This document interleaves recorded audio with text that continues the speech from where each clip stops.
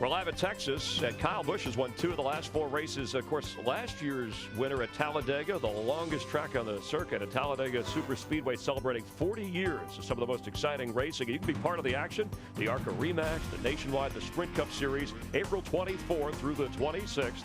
Great seats still available. It's a great weekend. They have the best deal in 40 years, a $40 ticket for Sunday's Sprint Cup race. Call 877-GO-TO-DEGA or log on to www.talladegasuperspeedway.com for more details, and we hope to see you at the races. As we get ready for this race here, Jeff, what's on the Verizon checklist? You talking to me or Texas? Yes, I'm talking to you. Okay. Now, today, Chris, when you think about coming here to Texas, one of the things we're going to be worried about has got to be watching the weather. Now, it's not just no rain, folks. Yeah. Don't worry about that. The wind. But the wind, the track conditions themselves are so different than what we've seen all week long, and these guys are practicing. That could be a factor. Number 2, when you come to a 500-mile, we've seen so far this year, we've had a lot of engine woes, and you're going to have a lot of speed here. 500 miles can be real hard on these engines, so you got to watch out what could be happening there. And last but not least, you got to be watching pit road. We saw yesterday in the Nationwide Series race, a lot of guys got caught entering this place.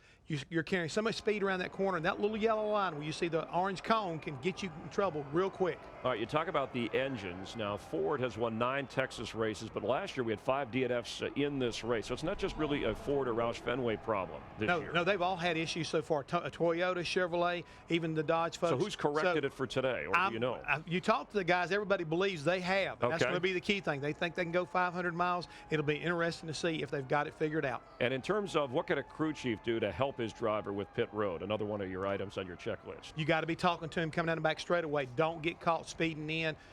Touch your brakes, heat your brakes up. That's one of the key things they're not doing, to get enough heat in the brakes. And the wind gust up to 35 miles per hour, but if you heard Carl Edwards say earlier, it's changing direction, so that will create an important adjustment during the race as we head down trackside. Ladies and gentlemen, please welcome your Grand Marshal and Samsung Mobile Gentlemen Start Your Engines contest finalist, Mark Freddy, as he delivers the most famous words in motorsports. Gentlemen, start your engine!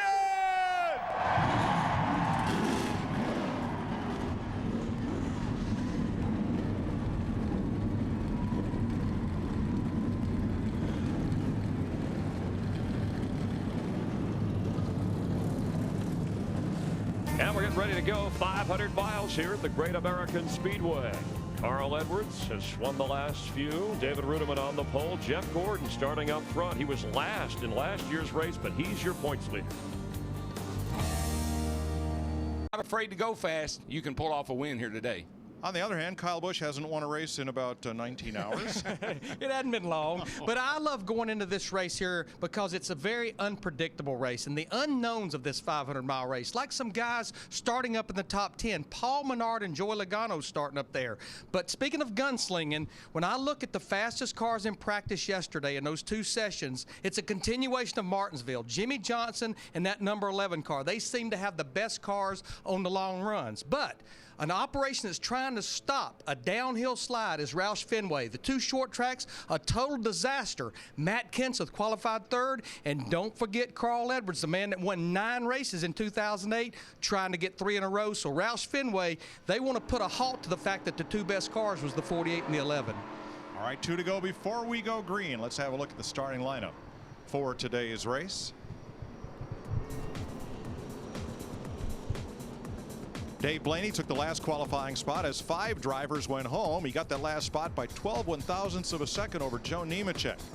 Eric Almirola trying to find funding to continue on in the season. And Darrell mentioned Elliott Sadler. Braz Keselowski in a 5th Hendrick car, and Max Pappas in a Michael Waltrip Toyota. Bill Elliott for the Wood Brothers. They're back, and there's Reed Sorensen driving for Richard Petty. Casey Mears for Richard Childress. Jamie McMurray strong in practice in his Ford. Regan Smith has finished every Cup race he's ever started. There with Michael Waltrip, row 17. Martin Truex Jr., David Stremme in the 16th row. And as you look at the rest of our starting lineup, Darrell, let's get a word with our pole sitter. And David Rudiman, it's a DW. Got a copy, buddy? Hey, DW, what's going on? Brother, it's time. It's time to pick up that first win. You were fast in practice. You're on the pole. What do you think, man? Can you pull it off today? I think we got as good a chance as we ever had to do one of these deals. We've had a great air and stringing machine since we've unloaded. Toyota's given us great horsepower here. And Rodney Childers and the guys are doing a great job. So, man, I think today's as good as any other day, I think. What do you think? Well, you got the best starting spot in the house, and, you know, if you can keep it there all day, I'd love to see you win one, man. You deserve it. Just hammer down, put on a good show, and bring that thing home, put her in victory circle. What do you say? All right, buddy, we're going to do our best. Appreciate everything, and thank you for giving me my chance there, boss. I appreciate it. My pleasure. You're a good man, and good luck. It was Darrell that took David Rudiman off of the short tracks and into what was then the NASCAR Craftsman Truck Series. Kyle Busch won yesterday. He beat Tony Stewart. They finished 1-2 in the nationwide race. Casey Kane's the only driver ever to win here from the pole. Matt Kenseth usually starts out back. There's two of those Roush cars on row 2. Watch out for Matt today. Jeff Gordon, that long victory drought, will that be broken today as he shares the front row for the second week in a row, this time with David Rudiman. Make it a great race day with the perfect balance of flavor and refreshment. And here are FedEx keys to the race. Let's take a look at the trends or the patterns that a crew chief would look at, especially in the last 8 spring races, which has been NASCAR on Fox. The first caution, normally around lap 22, only once in the past 8 years has it come after lap 30. The longest green flag run, average of 96 laps. We always have a minimum of 1 green flag set of pit stops. Fuel run here is about 54 to 58 laps. The last caution, this race is 334 laps, around lap 305. Last year we got a caution with 3 laps to go that bunched them up. This is a tough race to stay on the lead lap. The average, even with the free pass, over the last 8 races, an average of 14 cars, only twice more than 15 cars were on the lead lap at the end of the race. Thanks, Larry. Now make it a great race day with the perfect balance of flavor and refreshment. Budweiser, the great American lager. A lot of guys in the garage area are thanking Larry for doing all this because now they don't have to. I do a lot of legwork for him. That's right. Let's get some late stories from Pit Road. Matt Yoakum. Mike, earlier Carl Edwards talked about the dramatic change in weather today, the temperature 54 degrees, but crew chiefs like Chad Knaus, that makes them want to utilize all the technology they have in their arsenal, even pagers that give them up-to-the-minute weather conditions as far as wind gusts. The latest measurement here, 10 miles per hour. That's what they have going on here on pit road. And Dick Berggren, a little farther down pit road, it all goes down to what the driver computes back to his crew chief from the seat. Yeah, and several of the drivers told me this morning, Matt, that a wind this strong will pick the car up and toss it around, maybe even shove it into a corner deeper than they want to go. But Dale Earnhardt Jr. told me that he's not at all concerned about the wind. Jr. today starts in the 20th spot. His fans hoping he's finishing first. Mike? Ready to race in Texas. This will be the 26th race in what's now the Sprint Cup Series in the great state of Texas. Here you see 500 miles, 334 laps, pit road speed 45 miles per hour. The pit window for Sunoco race fuel 54 to 58 laps. DW, she may not be the biggest, but she's the baddest and the fastest. Reach up there and pull those belts tight one more time. Yeehaw! Boogity, boogity, boogity! Let's go racing, boys!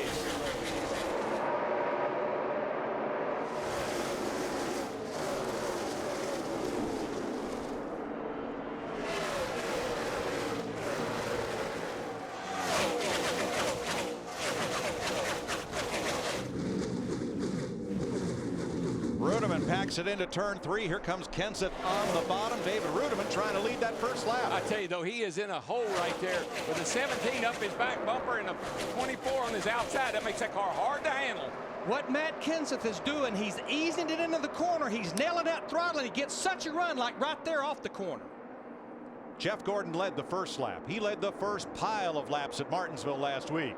He wants to seal the deal and lead the last lap. Hasn't been able to do it in quite a while. I don't really like David Rudiman being pinned down on the bottom like that. You get that arrow push, believe it or not, up off the corner. Right now you can do that with fresh tires, but you can't do that long.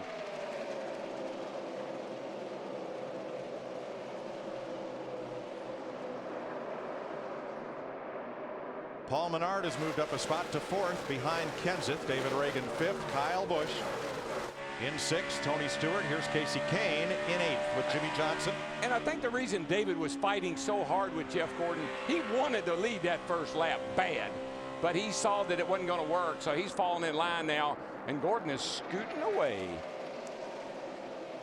I just think the new tire combination that we're running in a lot of places in 2009, a left side tire that has a lot more grip. Steve Letarte, Jeff Gordon's crew chief, told me, said Jeff Gordon loves the feel of that tire. It helps him feel the front end. Robbie Gordon slid up the racetrack, but he did manage to gather it back in. He almost slid up right in front of the whole second half of the field. Would you like to see how that happened and why that happened? I sure would. He had a little bit of help. Watch these two guys right here. The 2 car and the 07 car. Wow. Excuse me, coming through. Now remember, that's happening at about 170 miles per hour right there in the middle of the corner. And just remember that car, the 2 car, he was bad fast in Atlanta. He led 3/4 of the race. Very similar racetrack. I think he's in a hurry to get to the front. And he was bad frustrated last week on the radio. And with he had their lack of progress. And he had a great practice. He was second quick in practice, had a bad qualifying run. I believe that car is better than it qualified for sure.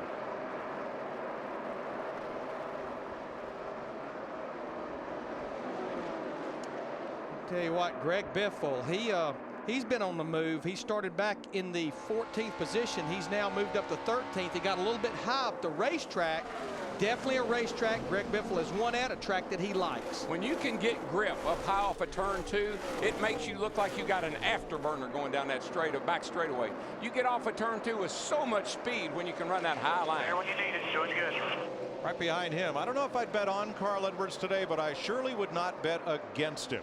He swept the 2 Texas races last year and practiced well. Edwards started 13th. That's where he's running. That was a prime example of having to get out of the throttle off the corner and how much it hurts you all the way down the straightaway. Well, I think it won't take long, Larry, until these guys will be venturing up around the top of this racetrack. There's just so much more momentum there. You can carry so much more speed off the turns. It gets rid of some of that dreaded push that you have off of 2 and off of 4 when you can run that high line. For the lead, here comes Rudeman back straightaway. He ran Jeff Gordon down, drops to the inside, and will try to lead his first lap of the day right here. Steve Burns. And Mike, before the race, David Rudeman said that in practice yesterday, they made some changes to that race car that actually made it better on the longer run. So not a surprise that Rudeman has gone back by the 24. Well, sometimes, you know, the tire pressures are pretty low when you start a race here. You give those pressures a chance to come up, and that changes the car dramatically. But you think Jeff Gordon might be saying, I have seen this act way too many times. Well, he just moved to the outside to let Matt Kenseth go. And Kenseth's been better on the high groove than on the bottom, and yet he moved to the inside to pass Gordon for second. Yeah, I'm really not concerned about Kenseth so much. I believe Jeff Gordon is going backwards. I tell you, a car I'm impressed with. I know we're early in the race. We're only at lap 10. We talked about him being an unknown. Is that car right there, the 98 car of Paul Menard? Had a great run in the Nationwide Series race yesterday, qualified 3rd, finished 5th. His crew told me it's amazing how much bounce he has in his step when he has a good race on Saturday coming into Sunday's race. But I think his qualifying run Friday for this race helped a ton too. Boy, these long races, 500 miles, what you have to really focus on as a driver like Paul is finishing this race.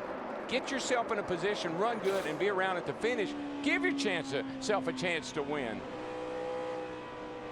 9th place battle, Marcus Ambrose. The Aussie moving up from 11th. You see him right behind Casey Kane. And his teammate is leading the race. Got to believe they've shared some information. That car looks like it's getting better as we go into the race, a few laps. The guys, I believe the car on the move, we're looking at him at the top of the racetrack there. We talked about him just a minute ago. Greg Biffle in that 16 car, slowly but surely picking them off one at a time.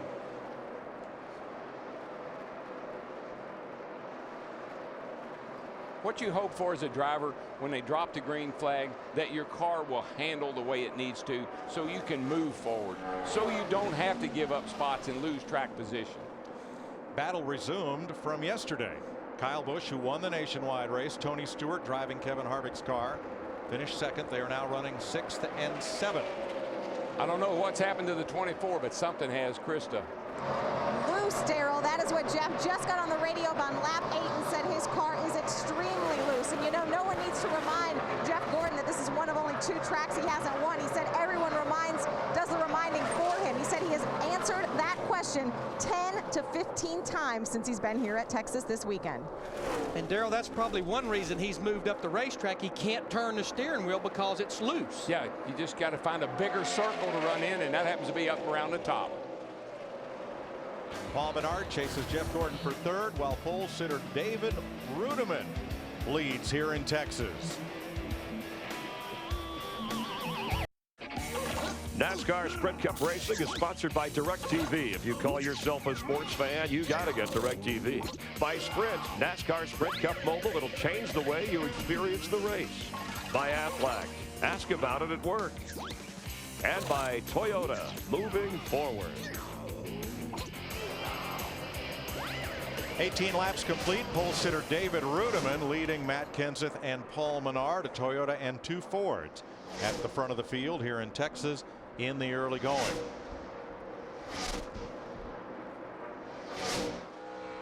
Carl Edwards has had such success here at Texas Motor Speedway.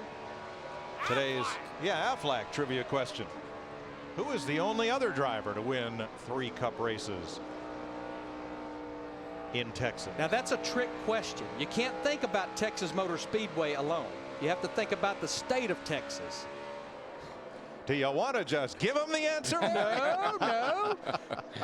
Larry, I think they knew it was a trick question. I sat up here before the show and scratched my head for 10 minutes looking at that card.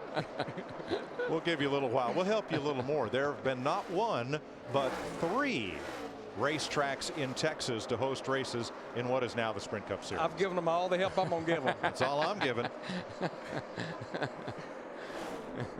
You got a branding iron this fire? Not now. He's just dying to dive in on this one.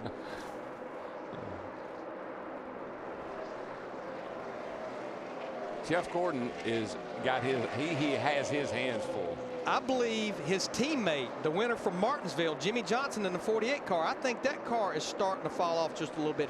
He was moving forward. He actually lost a spot, but I've been watching the lap times, and he's about 3 or 4 tenths off of the leader, David Rudiman, right now. It's not unusual to start this race and have the car too loose, because you know these guys, the crew chiefs, the smart guys know it's going to tighten up. They just got to have it where the driver can hang on to it until, Larry, it comes to you. One driver moving in the other direction forward is Kurt Busch. Dick Berggren? Yeah, he sure is, Mike. Kurt Busch started in the 28th position, and he's already worked himself up to the 19th spot. So he is having a much better day here than he had last weekend at Martinsville. They came with a car different from the car that won in Atlanta, dominated the race at Atlanta, but they have moved the setup on Busch's car today to that Atlanta setup, and it obviously suits him quite well. I agree, Doc. I'm watching that car because I just remember how dominant he was at Atlanta. When they said they didn't bring the same car, that concerned me. But that car right now looks exactly like that car that Atlanta did 2 or 3 weeks ago. It's getting high in the turns and really getting off well. At the other end of the scale, Kevin Harvick started 17th. Larry, he's now down to 31st. Yeah, I've been watching this car, and he almost got ran over on the front straightaway a while ago. And right now, the Richard Childress cars, they only have 1 car in the top 20, and that's Jeff Burton in 20th. But Krista, the 29, like some other cars, starting to fall back. Absolutely, Larry Mack. Right now, Kevin Harvick said his car is sideways all the way through the corners, and then off the corners, he cannot get it to turn down the straightaway. Well, ideally, you'd like to get a caution early enough to make the adjustment. Let's see what this 29. This is what we've been talking about. He is so slow off the corner. Look at Denny Hamlin, the 11 car. You could see how loose the 29 was there, and Denny Hamlin almost gets in the back of him. Daryl, I'm going to go back to something you said. You said that a lot of people anticipated this track's going to tighten up as rubber gets down. I just think, as we have seen time and time again, this car doesn't get tighter, and maybe this softer left side tire I talked about may not let them get tighter. They may actually get looser as you get into a run. You know, you rung a bell. You're exactly right. I've heard that a number of times about this car, anticipating it to change, and it doesn't go in the direction you think it's going to. Another fella going in the right direction, Denny Hamlin, just passed his young teammate Joey Logano. Logano's the only rookie contender in the race. Scott Speed failed to qualify. Logano started 10th. He's now 17th. Hamlin started 22nd. He has gained 6 positions. And as I mentioned at the top of the show, that 11 car was good on long runs yesterday. He may not have had the fastest race car, but he was good on the long runs. Well, in practice, he was in the top 3 in all the major categories we look at. Top 3 in fastest individual lap, 5 consecutive lap average. Steve, and he was fastest of the drivers that ran 10 consecutive laps for average. Mike, he was, and his crew chief, Mike Ford, said the biggest difference in Denny Hamlin this year over last, he's much more involved and integrated in the team. He said, quite frankly, we're disappointed that we haven't won every race this year. And I think that's a little bit of the psyche that a driver gets into. Late in a race, how many times have we seen Hamlin have trouble and not win races he dominated? Last Sunday, he had that race won, and it got away from him. And sometimes that works on you when you get down near the end of the race. You look in your mirror or you look around and you say, well, wonder what's going to happen this week. He's finished second the last 2 weeks. You saw Tony Stewart, who just moved up to 3rd. Here's the 12th place battle. Dale Earnhardt Jr. Not much of a battle anymore. He started 20th, and he has climbed 8 positions, while Jimmy Johnson, Matt, has dropped 4. And Texas, Mike, typically a great place for Jimmy Johnson. The past 5 races, 3 times he has finished second or better. His biggest description of how his race car is handling the Chad Knaxis is, I just get to the center of the corner and I just have to put so much wheel into it. We're halfway through the first run already, computing what changes they're going to make to this car on their first stop. Dave Blaney has made a stop. Another stop. That's second or third one. Okay. David Rudiman, the pole sitter, has led all but 7 laps so far. He has a 2.5-second lead on Matt Kenseth, 30 laps into the Samsung 500.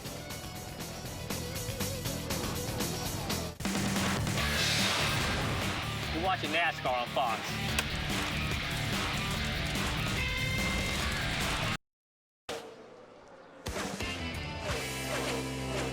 David Rudiman has led 29 of 36 laps so far. Jeff Gordon was out front for the first 7.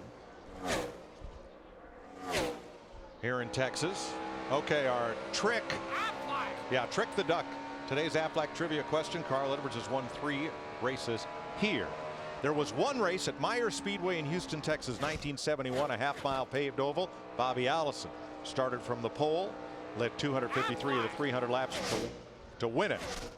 Texas World Speedway, where we ran 8 Cup races from 1969 to 1981, a 2-mile high bank oval in College Station.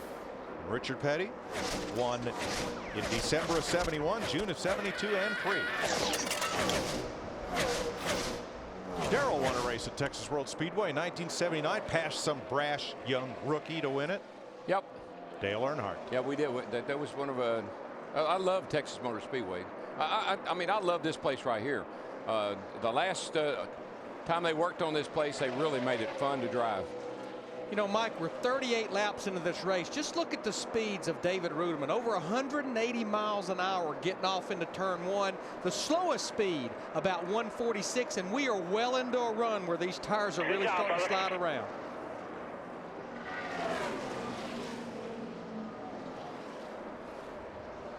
I see some is coming. I see some ugly cars off turn 4, though. Holy cow, they turn them sideways. When you can read the numbers from up here on the right side, it's getting pretty sideways. But Mike, I think 2 things is happening. I think maybe Matt Kenseth, the 17, is a little better than Rudiman right now. Rudiman has been catching the lap cars absolutely in the worst place you can catch them, right in the corner, just as he caught Bill Elliott and Regan Smith in that 78 and 3 and 4. Matt, what is Matt Kenseth saying about his car? One of the biggest factors, Mike, the weather. Talking about the wind, very tricky, especially entering turn 1. He says the car is free in. His biggest issue after that, though, a little low on rear grip, but he feels like the wind is causing a lot of his issues. Well, I think David would be a really, really cautious through traffic, though. Here he is. He's leading the race, and you heard him say when I talked to him, this is the best chance they've had yet to win one of these things. think he's going to play it a little conservative, particularly working the traffic.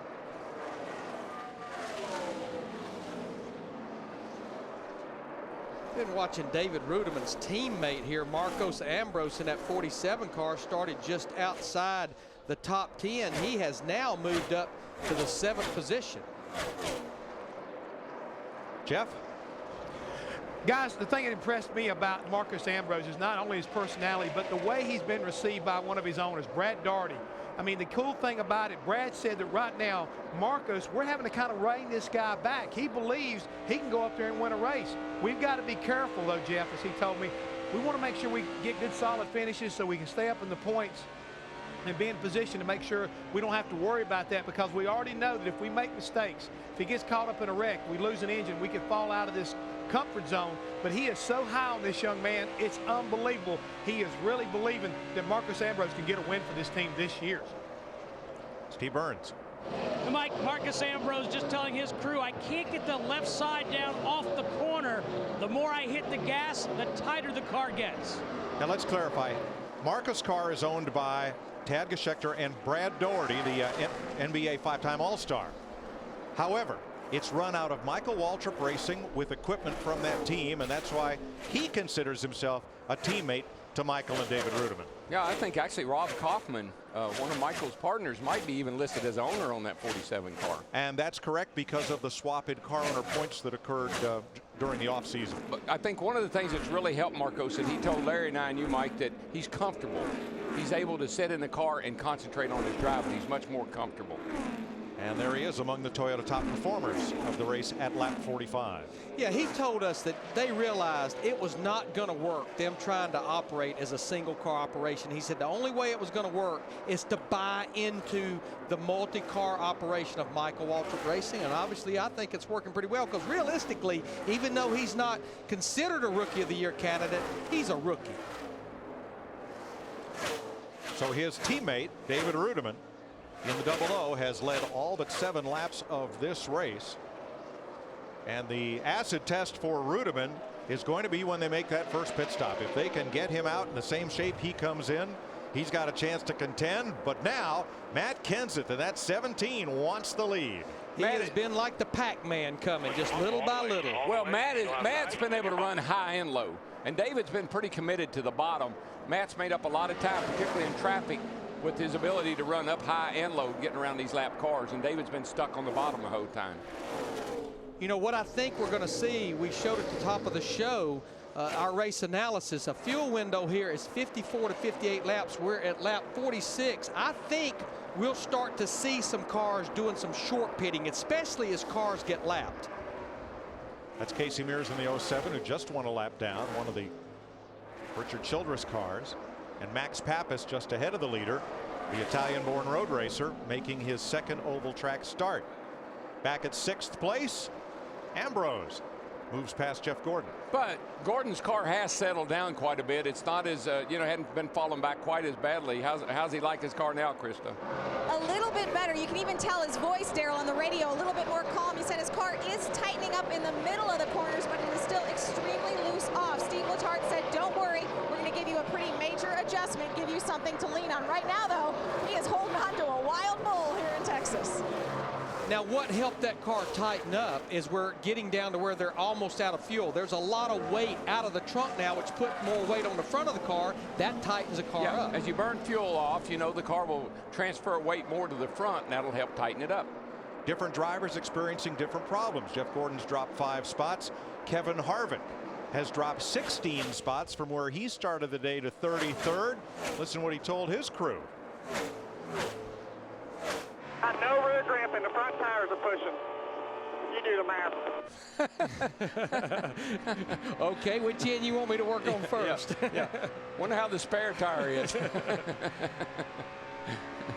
But I think, Daryl, you almost have to focus more on the looseness. You can't drive this racetrack loose as fast as it is. No, the driver has no control over a loose car. That thing can turn around and spin it in a wall easily. At least with the front end pushing, you can work the throttle and the brake to make it turn. And let's not pick on Kevin Harvick, because the beauty of this sport is they can improve that car. Absolutely. Look at Jimmy Johnson last week. Start of the race, he's junk. Comes in on 2 of the first 3 cautions, ends up winning the race. Here's Juan Paulo Montoya. He is in along with A.J. Allmendinger, the number 1 of Martin Truex, and our leader, Matt Kenseth. Matt Yoakum. And Matt Kenseth looking for an air pressure change from Drew Blickensderfer for his crew chief to try to get a little more forward bite on this race car. Solid stop so far to Kristen. Jeff Gordon saying his loose condition was getting double worse, a major wedge adjustment, and that's what called from Steve Letarte for Jeff Gordon. The crew, you see the wrench going in. It's going to be a 4-tire stop for the 24. Kurt Busch, Bobby Labonte, Carl Edwards are in. Reed Sorensen. Here comes Harvick, Robbie Gordon, and here comes our pole sitter Rudiman. David Rudiman pits out of the lead, which now goes to Tony Stewart. And let's see how quickly that Rodney Childress crew can get him out, Steve. And Mike, last communication from David Rudiman as he hits pit road is, I'm a little bit free all the way through, but don't change a thing. Matt. Steve, a wedge and track bar adjustment already completed on Jimmy Johnson's Chevrolet. Mike Lingerfeld hits the lugs in the left front, and he's away. Krista? For Greg Biffle, his race car extremely tight everywhere on the racetrack. A wedge adjustment, wedge out for the 16. Most of the leaders are in or have been in. 14.5 seconds for Rudiman's crew. Yeah, just think about this. Let's wait till it shakes out here and look where the 17 car is and look where the 00 is. It looks to me like the 17 really put it on them in the pits. Steve. And Mike, Denny Hamlin saying his car gets tight when he gets on the gas pedal. A quarter round down on the right rear for Hamlin. You see him parked kind of sideways in his box. Kyle Busch picked up the lead as everyone else pitted. And here he comes, Steve. Mike, Kyle Busch also saying that when he got on the gas, similar circumstance to his teammate Denny Hamlin, he's tight when he gets on the throttle. Air pressure adjustment for the 18 of Kyle Busch. And there's our new leader right there, Matt Kenseth in the 17 car, who had just taken the lead right before this rash of green flag stops. 15.4 for Kyle Busch.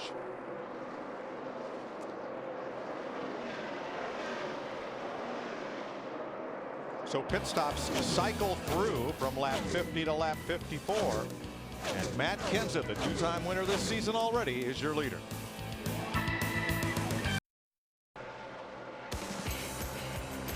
Big crowd on hand north of Fort Worth, Texas. 25-mile-an-hour breeze hasn't kept the crowd out of the grandstand.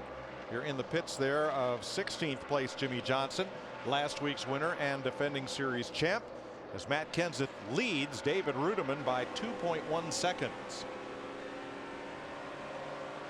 Bottom row center, Dale Jr. started 20th. He is up to 11th. 31 of the 43 starters are still on the lead lap at 61 laps. Dick?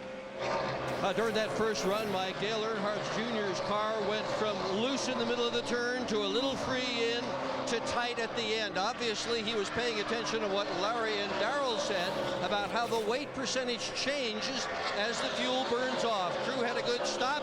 He came in 10th. He went out 11th, lost just one spot. He is running in 11th with a car that's performing very well today. It's been a racetrack he's always liked. He sat on the pole here a year ago. He got his very first Nationwide Series win here back in 1998 and got his very first Sprint Cup Series win here in his rookie season in 2000.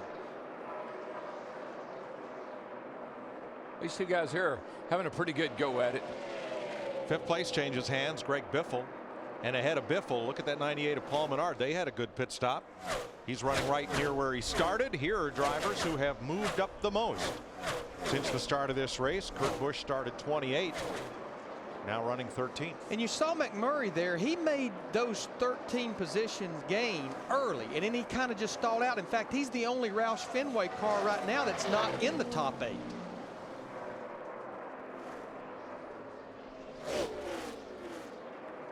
There goes McMurray right there in the 26 car. Now that's not a battle for position. Mike Bliss in the 09 car is 19 laps down. He's been in and out of the garage area. You see a lot of damage on the right side of his car from very early in the race.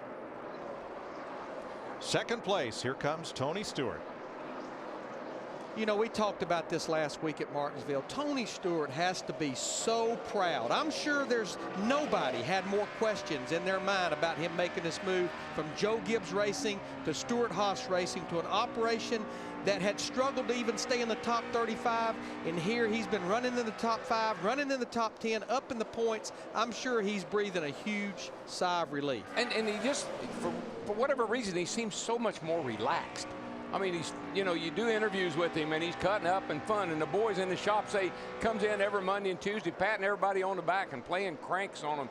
I think the guy's really found his niche as a car owner. But I think the thing he did the best job at, and his teacher was Joe Gibbs, he surrounded that operation with good people. Definitely did that. Steve has more. And Mike, keep in mind, Tony Stewart was with Greg Zipadelli, his crew chief, for 10 years. Now with crew chief Darian Grubb. Darian Grubb saying, I'm really surprised, pleasantly so, how quickly our communication has developed, and communication develops confidence. You know what, though, when I think about Darian Grubb and I think about Greg Zipadelli, they have similar personalities. They have similar backgrounds. They're kind of low-key guys. They don't get it all up on the chip. When Tony says something, you know, or something goes wrong, I think those personalities are working out really well for Tony. Well, he's got his hands full of David Ruderman again in that 00 car. This continues to be a battle for second. This is a little over 2 seconds behind our leader, Matt Kenseth, in that 17 car. You know, Matt Kenseth was one of the guys we talked about at the top of the show, Mike. You know, he won the first 2 races of the season. And since then, he's only had 1 top 20 finish. I mean, it's been engines blowing up. It's been wrecks. It's been handling problems. I know we got a long way to go, but I'm sure they feel pretty good about rebounding here. Kind of felt like we might see this.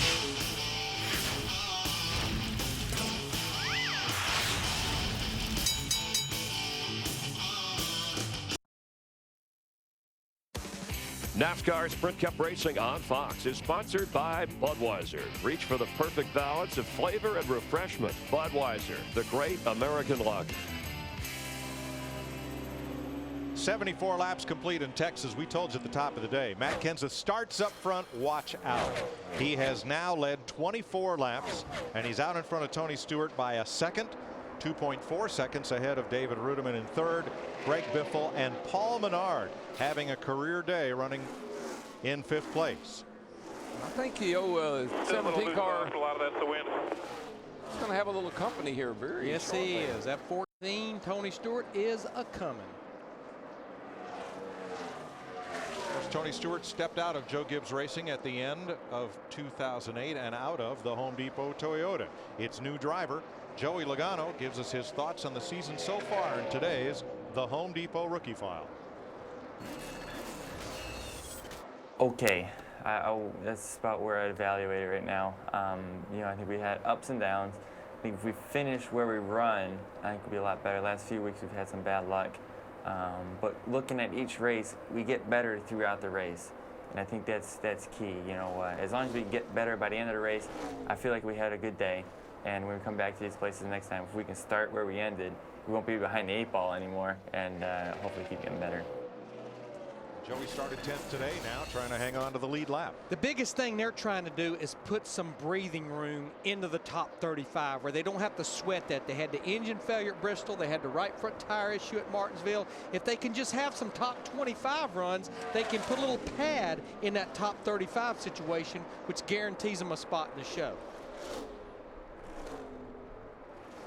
I don't think they probably expected to be to have this much trouble. But look here, we got a good battle here for 3rd place.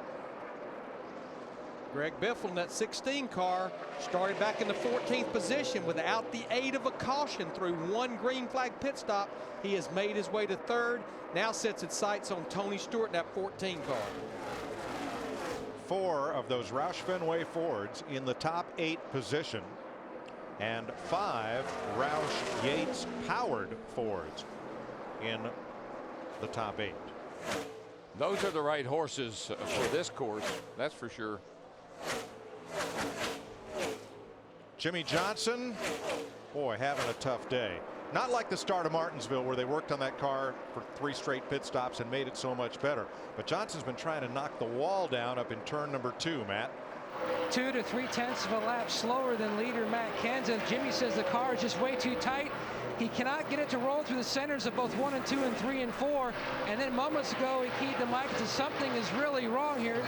Something's bound up in the center of both corners. But see, what they had at Martinsville that we haven't had here yet is a caution flag. When you got time to come down pit road, early cautions, you can fix your car. Right now, you're caught in a box. This thing stays green. All you can do is come in, put tires on it, and get back out. But just take a look right here. That shows you how far behind he is of leader Matt Kenseth. It's almost a half a lap. This is the longest we have ever run at Texas Motor Speedway without a caution. In 2006, we went 65 laps to the first yellow. We're 80 laps into this race, caution free. Yeah, if you remember my FedEx understanding the race, the first caution on the average to last that race 8 races comes around lap 22. We're well beyond that. Johnson's teammate Jeff Gordon running in 6th place. Krista, he's 8 seconds off the leader. Yeah, 8 seconds, kind of like being on that wild bull, right, Mike? Remember, Jeff Gordon was really loose off before the pit stop. Well, the adjustment worked, but it went too far. Now his car is tight off and extremely loose in. Jeff telling Steve Letarte it feels like his car wants to spin out. He even went as far to call his car evil. Well, at these speeds, and particularly corner entry, I believe if I was going to have a problem here, I certainly wouldn't want it as I entered the corner at right at 200 miles an hour. So they need to fix that loose end to get him comfortable. Kevin Harvick just in front of him, one of a number of drivers who have gone a lap down, not through any mishap, but perhaps by missing the setup, long green run and a pit stop. So 1 lap down, Robbie Gordon, David Gilliland, Martin Truex, Ryan Newman, and Harvick, among others. Matt Kenseth 0.7 of a second ahead of Tony Stewart.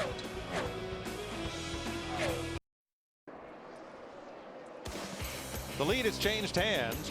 Matt Kenseth is having trouble getting off the corner, and Darrell, the car just doesn't seem to want to run down the straightaway, and Tony Stewart caught him and passed him. Let's show it. I'm not sure what's going on here because the 17 is really fast through the corner, but when he gets on the straightaway, it's like, well, there he certainly had a problem off the corner, but he's been slow down the straightaway. But you can see how quick Tony went by him down the front straightaway, a lot because he couldn't get off the corner off turn 4 that last time. Of course, if you can't get back in the gas and you can't come off the corner with a lot of speed, then you're going to look slow on the straightaway. Michael Waltrip trying to stay on the lead lap there in the 55. He is now behind Kenseth, the first car 1 lap down.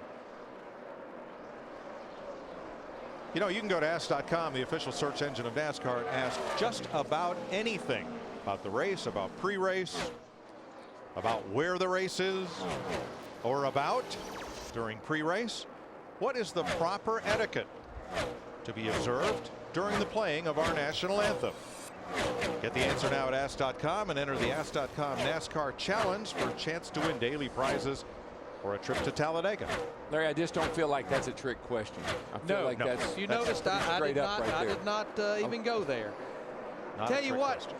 I think I know what's going on with Matt Kenseth. I just got the report from the pits that his car is really starting to tighten up. And when your car is not turning, it obviously binds the car up at the speed you're carrying here. And I think that's one reason he's not getting off the corner and the speed's not showing up down the straightaway. And I believe if his car is tightening up like that, he ought to run higher. He keeps that thing right around the bottom, which will even choke it down more, bog it down more. I believe if he had run a little higher, maybe it would help free the car up and he might pick up a little speed. He'll figure that out, I bet you, before long. Kenseth stands 0.7 of a second behind Tony Stewart. This is the second time Stewart's led today. During the round of green flag pit stops back around lap 50, Stewart stayed out a little longer than Kenseth and David Rudiman and led a lap, so it's the second time Stewart's led today. This is a battle right here for 11th, 12th, and 13th. Kyle Busch in the 18, Casey Kane. You can see the run he gets on the high side in the 9, and Jeff Burton in the 31. Just ahead of them, Kyle Busch hanging on to 11th place, 13 seconds back of the leader, Steve. And Mike, Kyle Busch just said, my biggest problem is I'm tight after the center of the corner. I don't know what to tell you guys. I'm just not that fast right now. And Darrell, isn't it amazing? The first 30 or 40 laps, all we heard was loose, loose, loose. Now here we are getting close to lap 100. It's like maybe some rubbers went down on this track now, and we're starting to hear that tight, tight, tight. That's what you would expect to hear. You know, if the track and the car and the tires and all go like they should, being a little loose to start with, and usually not a bad thing. Just don't want to be over the fence. And if they tightened it up on that first stop, that may have jumped the fence. That's exactly what I think happened to the 24 car. And that 18 just about spun out right in front of Jeff Burton coming through the quad oval of the front straightaway. How about his older brother, Kurt Busch, running in 10th place, Dick? Kurt Busch is having a great day, Mike. Started in the 28th spot, so he's already passed 18 cars. He has tried both the top and the bottom. His car is a little bit more loose on the bottom than it is on the top, but it's pretty good every place on the racetrack. This crew, however, is getting ready. They're concerned that they're going to have to do another green flag stop in the not distant future.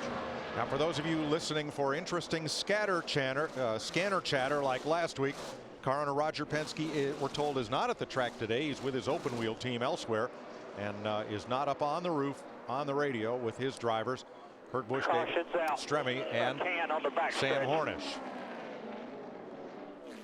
Well, it is windy here today, and wrappers and empty cans can get away, and one did. That was a very timely caution because, as Dick mentioned, we were getting very close to what would be our second green flag pit stop, and that was quite a break for David Stremme, Brian Vickers, Clint Boyer. They were just about to go a lap down. And I know Michael worked really hard to try to stay right there to get the lucky dog, but I'm not sure he did. It appears Allmendinger may have gotten the lucky dog. Indeed, A.J. Allmendinger, first car one lap down at the moment of caution, so he will come back around and give us 24 cars on the lead lap when we restart. We went 97 laps without a caution flag. That is a record for Texas Motor Speedway, eclipsing the old mark by almost 50%. But isn't it amazing? FedEx understanding the race. The average longest green flag run, 96 laps. There we were, right there at it. When we had that shot of Michael, look what he's got over here, Larry. This is his pit road assignment right here. That's all the cars that are around him on pit road. So he can find his, you know, he starts knowing his 12, 7, 39, 55, and then he's got the 88 in front of him. That's a great idea. I like that. Great idea. I think Michael may have had a little issue earlier in the season finding his pit box. He did. All right, pit road is open. And here come the leaders, headed by Tony Stewart, but pitted way up at that end of pit road first. To peel off will be Matt Kenseth in the 17. Here's Matt. And Drew Blickensderfer and Matt went back and forth on what adjustments to make. At this juncture, going to go for a slight track bar adjustment and an air pressure adjustment. He needs more grip in the front of the race car. He was tighter on this run than the first one. Krista? Greg Irwin asking Greg Biffle, do you need to be freed up a little more? Greg said, no, we're pretty good here. I don't want to do too much. So just a slight air pressure adjustment for Biffle. Steve? Krista, Tony Stewart saying, I am tight in the center and loose off, so they're going to put some air in the left rear. David Rudiman, meanwhile, says he's losing the nose in the center. Pretty big adjustment. They'll drop the air in both front tires. Here's our Verizon race off pit road as the Killer Bees, Matt Kenseth's team, once again are the best of the West. I tell you what, the 016 team of Biffle not bad today either. NASCAR Sprint Cup Racing on Fox is sponsored by Napa Auto Parts. Napa, get the good stuff. By AT&T, your world delivered. And by the all-new 09 F-150. It's not just a new truck, it's a new F-150. Teammates Matt Kenseth and Greg Biffle will be the leaders on this restart ahead of Tony Stewart. Just 6 days to Fox Saturday Baseball when the Red Sox take on the Angels, Astros, Cards, or Twins battle their AL Central nemesis, the White Sox. Fox Saturday Baseball presented by DirecTV, 4 p.m. Eastern, 1 p.m. Pacific. 3 great matchups in high definition. Check your local listings. Well, I think after this round of caution flag pit stops, we'll see some different race cars. I think guys that were struggling are going to have a lot better cars now.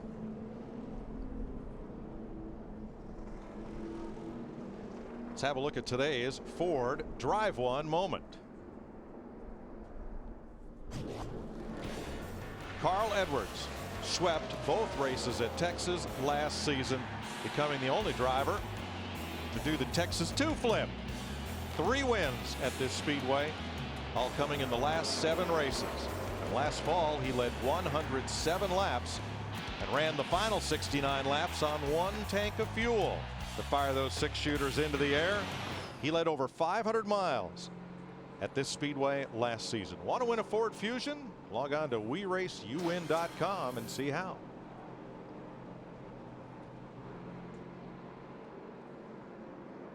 There's our 3D Ford Fusions at the front of this field. Kenseth and Biffle. There's Tony Stewart. David Rudiman, our pole sitter, came in 4th, came out 4th. And Carl Edwards up to 5th, gaining 1 spot on pit road. Big loser on those stops, Paul Menard, dropped from, let's see, 5th to 8th. I believe this is going to be a very interesting restart for several reasons. We got a lot of guys, they want to get their lap back. I think Greg Biffle wants to lead this race in the worst kind of way, in that 16. 24 cars on the lead lap as we get set for the restart. It'll be our Claret and Clear to Drive restart. Live Claret and Clear, indoors and out. Yeah, Larry, a lot of guys I just know they needed a chance to work on their cars now. They've had one. I think you'll see some different race cars from here on. I'll tell you a car that's cracked the top 10, and he had almost fallen out of the top 20 through virtue of the pit stop, and I think his car was good at the tail end of that long run, was Jeff Burton in that 31 car. He has now moved into the top 10. Oh, he'll be around. One car that had a very long stop was Kyle Busch. He came into the pits 14th, came out 20th, so a lot of work was done there. He had a lug nut hanging the wheel. That's the reason he lost so many spots on that pit stop. Back under green in Texas, coming to 1/3 distance here in a few laps. Biffle got a good run through 1 and 2, but he was kind of boxed in there. Now, who got the good run was Tony Stewart at 14, but he had to throw out of the throttle. Coming off turn 4, let's crank it up.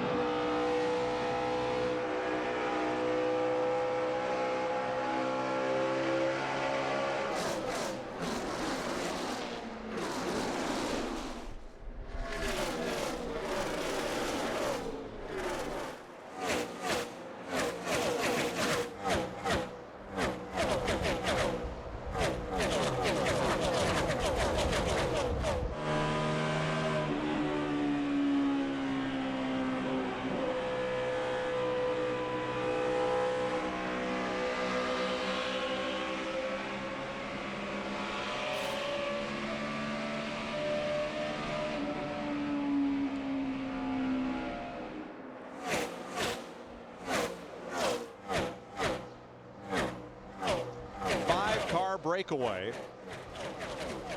coming off this restart. A lot of action mid-pack on back, and a good bit of frustration from drivers whose cars hadn't been quite right, trying to make something happen. Here's that log jam.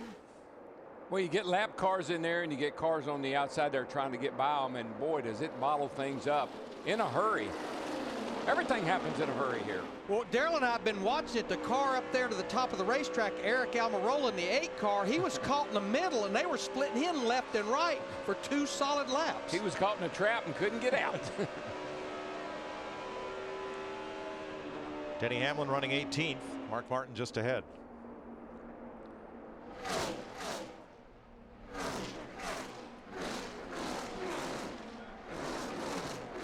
Got 24 cars on the lead lap right now. Bobby Labonte in the Ask.com number 96 car. He's the first car 1 lap down. He'd love to see a caution.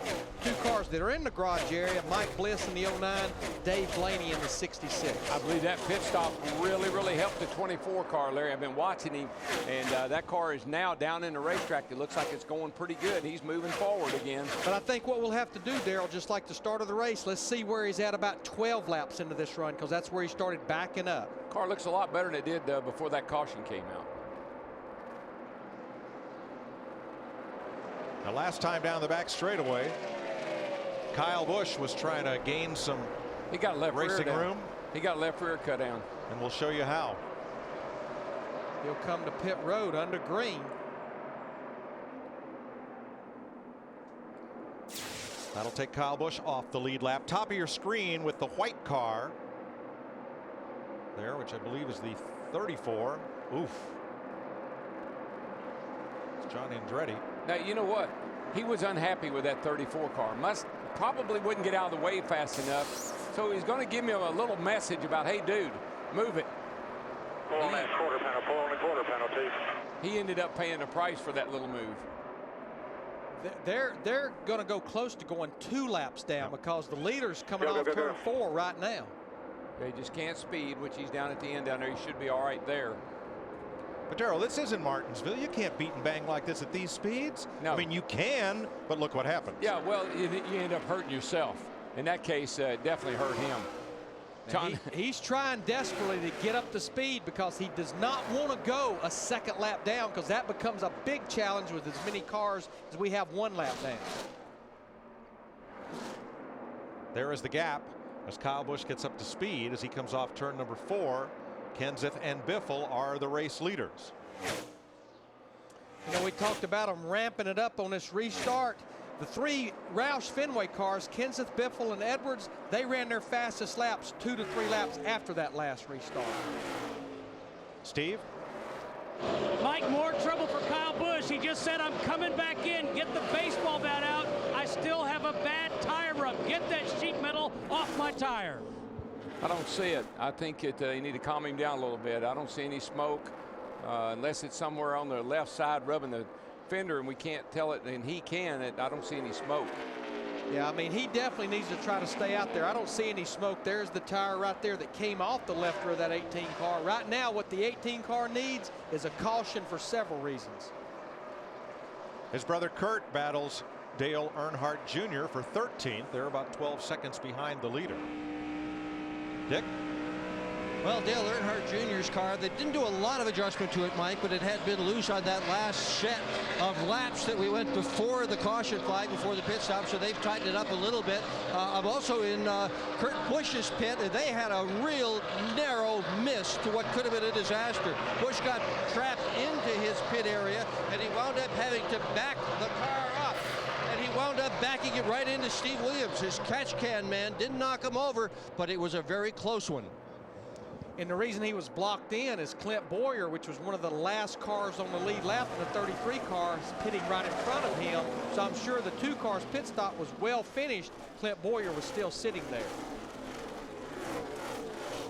114 laps complete, and 3 of the top 5 right now, including the 2 leaders, are those Roush Fenway Fords.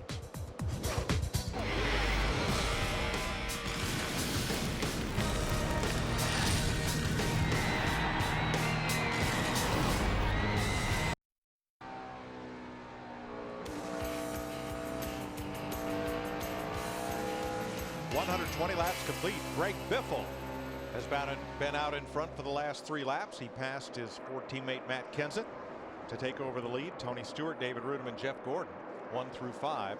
Darrell, you talked about drivers having a chance to work on their cars during the caution flag and try to make them better. Who's done a good job of that? Well, I think so far you got to say the 24 did the best job, because he's now going forward again, not backward, like he did at the start of the race. And the other guy I think has done a great job of getting up through the traffic and got good track position now is Jeff Burton in the 31 car. He's in the 8th place, and he continues to scratch and claw to the front. All right, we're past 1/3 distance. Let's get down to the Hollywood Hotel for an AT&T race break. Thanks, Mike. And on pace so far with 10 lead changes, Greg Biffle, the most recent to get out in front of Matt Kenseth, and the Roush Fenway Fords doing okay today. Carl Edwards running 6th, but we are on a pace anyway with just one caution of seeing a number of lead changes. Jeff, let's first talk about Kurt Busch. Mike mentioned earlier the issue with Roger Penske, and of course the attitude adjustment that may have taken place, but certainly his car and where Kurt is running, and Penske has said these 1.5-mile tracks have been a priority coming into this year. Yeah, so that's the case right there. I mean, but coming off of last week, I got a chance to talk to Pat Tryson, the crew chief, and you know, we all know as far as crew chiefs, time to time, drivers are going to get a little bit upset. And the good thing about it was Pat said that he and Kurt's relationship has not been damaged. He really feels like, you know, they got an understanding that that's what his job is. I understand it. I was Kurt's crew chief. Sometimes he gets upset. You've got to kind of like take it, absorb it, and move on. The key thing for Pat and that entire team is for the team not to get affected by it. I think the crew chief driver relationship's fine, and it's showing pretty well here so far today. All right, Mark Martin up to 14th. Now, he's the kind of guy, he's coming off back-to-back top 10 finishes, working his way through the pack. Is he the right kind of driver you want on a car to get feedback from if you're a crew chief? Oh, absolutely. I mean, this veteran right here, I mean, he may be, you know, been around here for a long time, but he's just as young and energetic as any 25-year-old that's out there today. And the key thing about it is he's sneaky. I mean, he's kind of like one of those drivers. He's going to figure this thing out, and as long as that car stays up underneath him, he's going to figure out a way to get a top 10 finish. Right now, he finds himself in 14th. He's making a good day of it. All right, and Dale Earnhardt Jr. in the 88, starting 20th, his worst start in Texas, but of course he won here, his first Cup win, moving up to 16th and hanging in there comfortably. Well, been watching him. He got up to the top side of this racetrack pretty quick, and he's making it work pretty well. See the big run he's getting off of the turn 4 right there going by Jamie McMurray in the 26 car. Already threw his hand out the window, let him know, hey, thanks, you saw me coming. So I think right now, again, he's looking for something that works for him. He's 15th, a lot like his teammate Jeff Gordon. I think you'll see him battle his way up to the top 5 before the end of the day. And Matt Kenseth, the lap leader so far. To vote for the AT&T Fastest Pit Crew of the Year award from your phone, text the car number for the crew you think will be the most valuable in each race. The fan voting, along with Jeff Hamlin's pick here, will determine the winning crew each week. So fans, your vote counts on your AT&T phone. You can vote the AT&T Fastest Pit Crew of the Year award. That's our AT&T race break at the moment. Let's head back upstairs and rejoin Darrell, Larry, and Mike. Thanks, Chris. Now watch Dale Earnhardt Jr. here coming up on his teammate Mark Martin. 28 years ago today, Martin made his first ever start in what was then the Winston Cup Series. There are 13 drivers in this race who weren't even born 28 years ago today. That battle for 14th decided in favor of Earnhardt. Denny Hamlin, the next car in front of him. You know, that 5 car was so fast in practice before qualifying. Qualified terrible. I don't know what happened to his qualifying run, and he really hadn't come to the front like I thought he may today. I listened to an interview that he did on NASCAR Race Day on Speed before our pre-race show, and he said that he never did get happy with his car in race trim after qualifying, and this kind of supports it. Boy, Junior got a run because Denny Hamlin almost got into the back of his rookie teammate Joey Logano. Logano slid up. Hamlin had to go to the bottom, left the very bottom open for Junior, who had a big head of steam and now goes back up to the top side, and he still hasn't got past Hamlin. Logano was wondering how many more are there. That's the second time, though, that's happened to Denny Hamlin, where he almost got into the back of a car because he was so much faster off the corner. Now here's Jeff Gordon battling David Rudiman. This will be for 4th place. They're about 4.5 seconds behind race leader Greg Biffle. I think Darrell was spot on. I think if there is definitely a turnaround team in the first 129 laps of this race, as far as making the right adjustments, it would be Steve Letarte, Jeff Gordon, and that 24 bunch. I will give them an attaboy. Greg Biffle has now led 14 of the 130 laps in the Samsung 500. NASCAR Sprint Cup Racing on Fox is sponsored by Coca-Cola. Open a Coke and enjoy the race. By Ask.com, where do NASCAR fans get answers. Ask.com, the official search engine of NASCAR. And by Home Depot. More saving, more doing. That's the power of the Home Depot. Biffle and Kenseth and Ford still lead, but a new 3rd place driver, Jeff Gordon, has gone past Tony Stewart. Greg Biffle has now been out in front for the last 20 laps. Since that caution flag pit stop, he came up and around Matt Kenseth to take the lead. Little bobble there, but he holds a lead of 3 seconds over his teammate. The times are incredible. These first 8 cars are all running within 1/10 of each other around this racetrack. Kenseth has led the most laps today. He's led 3 times for 55 laps. I think we knew when he qualified 3rd he was going to be bad news. And you got Jeff Gordon, and I just really proud of the adjustments they made on that car, because a lot of times they go the wrong way. They didn't go the wrong way this time. That baby's hunting. Tony Stewart's been a top 5 car all day, but is that a car that can get up and lead for a while? Well, he got up there and he moved up at the early part of the race, but it's almost like I don't think they're any worse than they were. I think Jeff Gordon and some of these other guys, they've gotten their car better. And the big question on David Rudiman, who's 5 seconds off the lead in 5th, could they hold their own on pit stops? And the answer so far is yes. They've given up very few spots on pit road. And I like the race that he is running. He's just really running a consistent race, not pushing real hard just yet. 6th is Carl Edwards. Matt? And Mike, the biggest complaint that Edwards has reported back to Bob Osborne, his crew chief, the car is just way too free all the way through the corner. It's almost gotten away from him a couple times, extremely loose, looking at making a significant air pressure change on his next stop. He's asked his spotter, Jason Hedleski, where his 2 teammates who are running at the front, the 16 of Biffle and the 17 of Kansas, where were they running in the corners, on the bottom or lane up? And Hedleski told him, both cars on the bottom.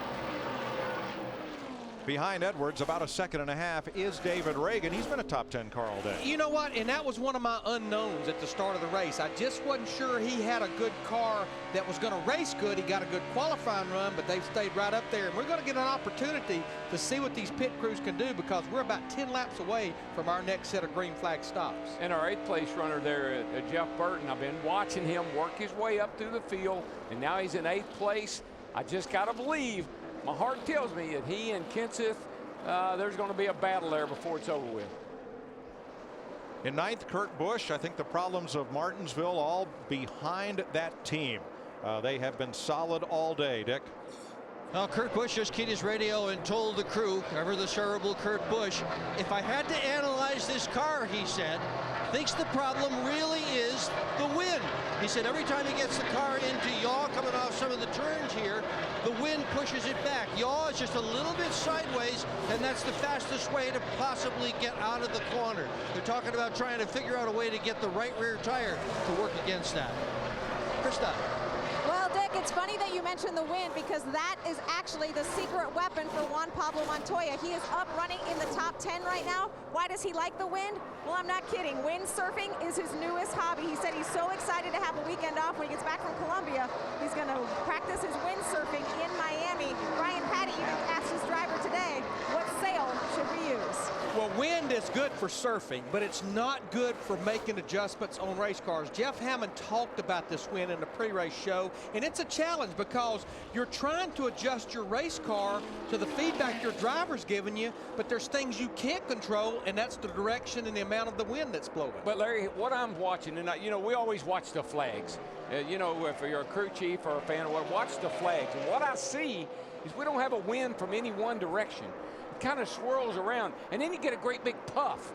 You watch the American flag out there, all of a sudden it'll just look straight out. So we're getting these wind gusts is what we're getting, and I think the guys are feeling that. If it was more consistent, it would be more predictable. You could adjust to it, but it's that gust that's messing them up. The forecast for today, sustained winds of 22 miles an hour with gusts to 35. And that's pretty strong. And these cars are made, these sides of these cars we talked about in our practice show, the side of the car is really big, and they got the rear wing with the end plate on it, and they are wind effective. Greg Biffle continues to lead this race. We've kind of run down the top dozen with Hornish 13th, McMurray 14th, and Steve Denny Hamlin in 15th. And he is extremely loose, Mike. Yesterday they were flying in practice, but yesterday, as you guys have said, 20 degrees warmer. Mike Ford said this morning, if we had run the race yesterday, we would have won it, but they are just wicked loose. And you know, we've been talking about cars that we think can be contenders if they can get up there. One car I've been watching ever since he had that problem after that last restart was Kyle Busch in the 18 car. Remember, he is almost 2 laps down, but he has maintained out in front of our leader, Greg Biffle. This man needs and wants a caution.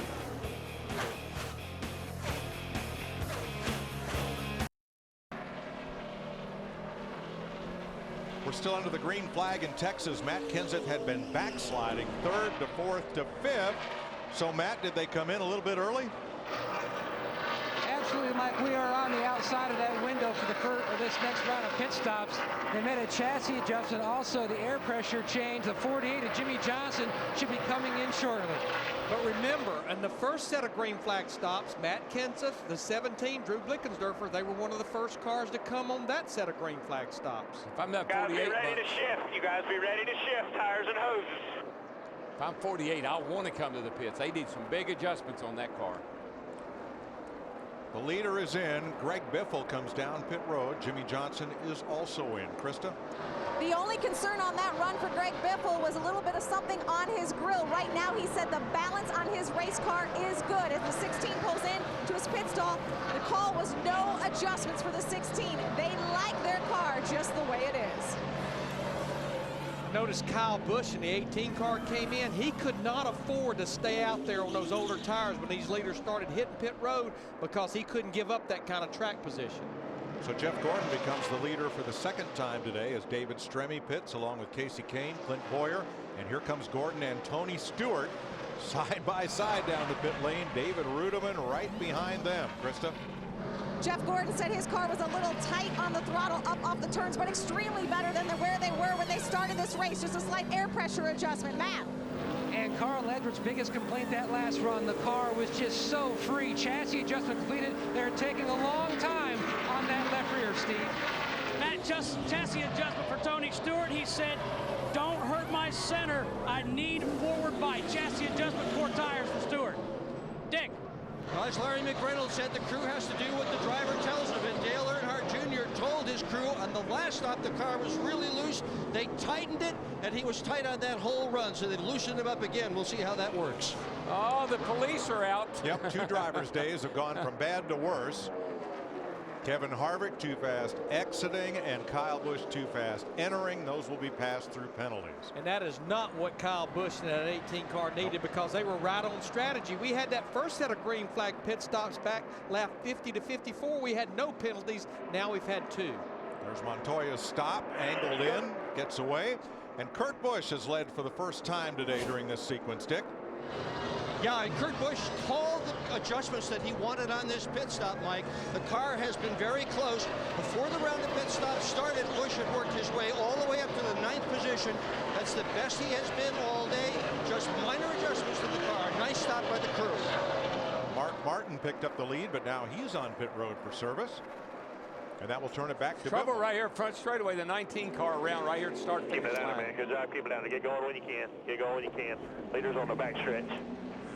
We just had cycled through the full set of green flag pit stops. Mark Martin in the 5 was the last guy to come to pit road. And he was on pit road past the start finish line when this happened to the 19 of Elliott Sadler. Yeah, the pace car hadn't pulled out yet. Ooh, it looked like he may have got a little touch. If he did, was he already going around Darrell before he got bumped? And we'll have to look at it Yeah. again. Certainly the 2 cars close together there, it appeared that he may have gotten bumped.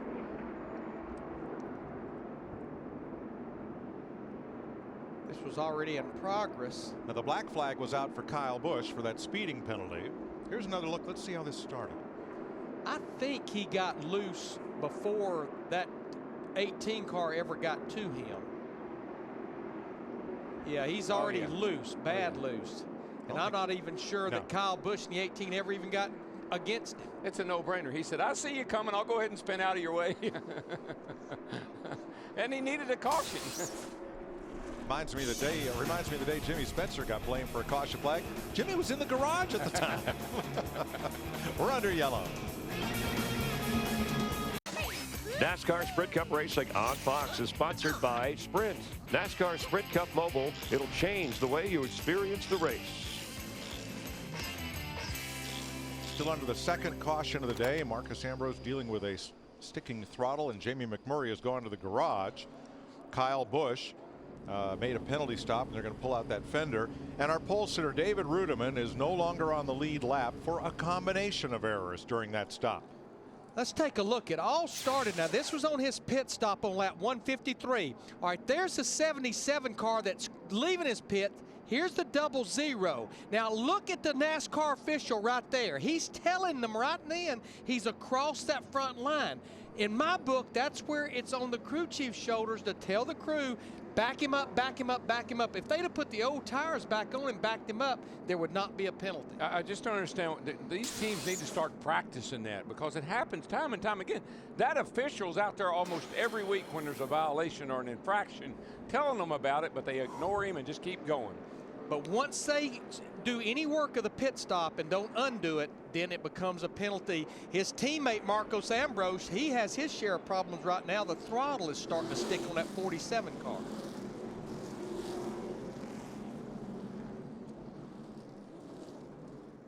Another question from Ask.com, the official search engine of NASCAR here at Texas Motor Speedway. What is Burnout Alley? Get the answer now at Ask.com, and you could win a trip to Talladega in the Ask.com NASCAR Challenge.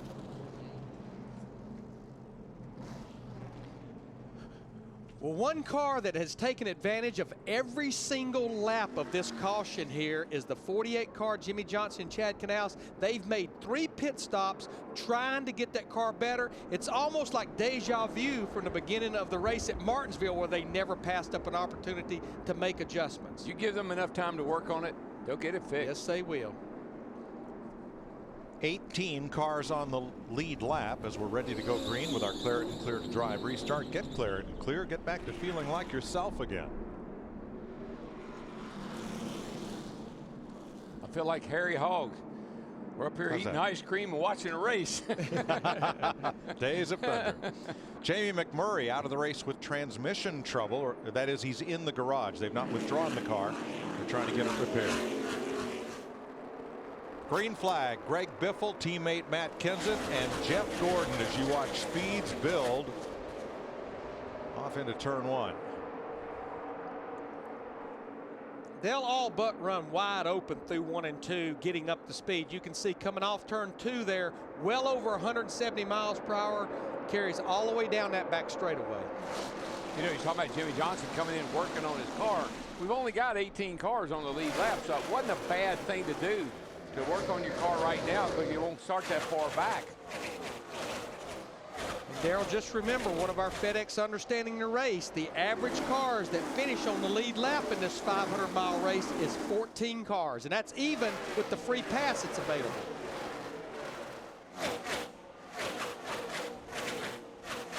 Now, just before the restart, Bobby Labonte in the 96 got a bit of damage to his car. He and Michael Waltrip, the 55. They're messing around up here trying to get lined up for the restart, and all of a sudden Mike decides he needs behind the 21. I think Martin Truex in the 1 might have got a piece of that Truex gets too. into the back of the 96.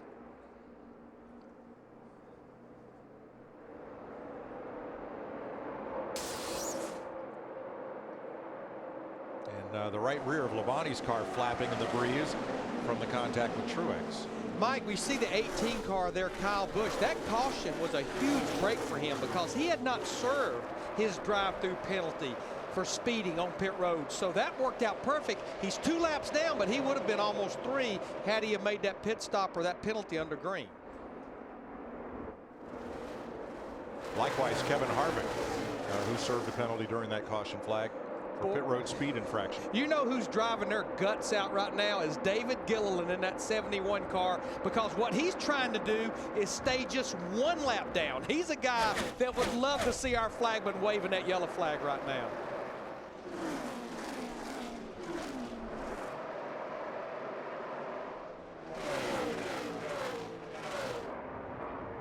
Biffle, Kenseth, Jeff Gordon, and Tony Stewart. Now the 4th place car. There is Stewart, who had a little bit of trouble during his pit stop, Steve. Mike, they had a little miscommunication on the right rear. Just checked with the team. Daniel Smith is the rear tire changer. Mike Morneau, the rear tire carrier. They just lost 1 spot. Tony Stewart trying to become the first owner driver to win a race since Ricky Rudd in September of 1998. It has been a while. I can tell you right now, they got the people, they got the equipment, they got the resources to be able to pull that off. You know, Darrell, he's running in 4th right now. You've mentioned this guy a couple of times, a guy lurking right behind him. He has now cracked the top 5. Kurt Busch in that 2 car. They just keep making that car, I think, better and better with every time they get an opportunity to adjust on it. What I really liked, what I heard this morning, was they changed the car over and put the Atlanta setup in that race car. Even though it's not the Atlanta car they brought here. Even though it's not the Atlanta car. They do everything that they had at Atlanta at this car. I think it's working. And that was a bit of a surprise. That car dominated at Atlanta. Why didn't they bring it here? I'm like Darrell on that one. Yeah. They're saving it for the Coca-Cola 600 in Lowe's. Your next most important race is the next race. Don't ever save a car. It's just the track getting rubbered up and us doing our thing. Now David Reagan is right in front of Kurt Busch. And Matt, he's been a top 10 car all day, the number 6. And 2 laps ago pulled into the top 5. He says the balance is not bad. After about 10 to 12 laps, it starts to get a little free. But he really feels like it's the wind that's picked up that's causing some unbalance in the race car. That's why Jimmy Finning on the last stop made no changes on that 6 car. That's part of the UPS Maximum Center Recognition Program. UPS recognizes superior service and performance of one of its operating centers at each Sprint Cup Series race. Today, the UPS Maximum Center is number 7560 in Longview, Texas, riding along on the wing of David Reagan's car. UPS, what can Brown do for you? This by far, I know we're just at halfway, but I think this is by far the best run that this 6 car has had this year with David Reagan in his 3rd year in Sprint Cup. You know, and I thought, and I think you agree, that this kid was going to be the guy to beat to make the chase, win races, run up front. He's shown a lot of improvement. He showed a lot of good development. But boy, he needs to get some results. Yeah, almost made the chase. Oh, Darrell, guess who is lurking just outside the top 10? Man made a lot of pit stops under that last caution, that 48 car, Jimmy Johnson. You can see him right there. He's back in 12th, restarted in 17th. I think they've given them just enough opportunity to make that car better. That's what they needed, and it won't take long to find out if the car's better because he hadn't gone forward all day, and now he is.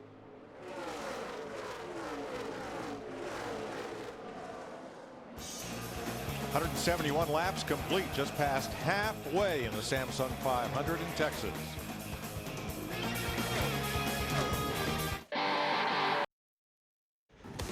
NASCAR Sprint Cup Racing on Fox is sponsored by Toyota. Moving forward. 177 laps complete in Texas. Greg Biffle, here he comes. Fast as he's running, you better get back in that hole. One of these days, somebody's going to hit that gopher. Greg Biffle leading Matt Kenseth by 3.5 seconds. At this stage of the race, Kenseth unable to keep pace. I think it's real windy. It's unpredictable. With his teammate. That's what I'm seeing. It's just unpredictable. The wind gusts, huge gusts, straighten that big old American flag straight out on the pole, then it just dropped dead still. You know, Darrell, you can never relax around this 1.5-mile racetrack at no time, but I would say with it being unpredictable, you better have a pretty tight grip on that wheel. Yeah, well, you're already on edge, and you don't need anything helping push you over it.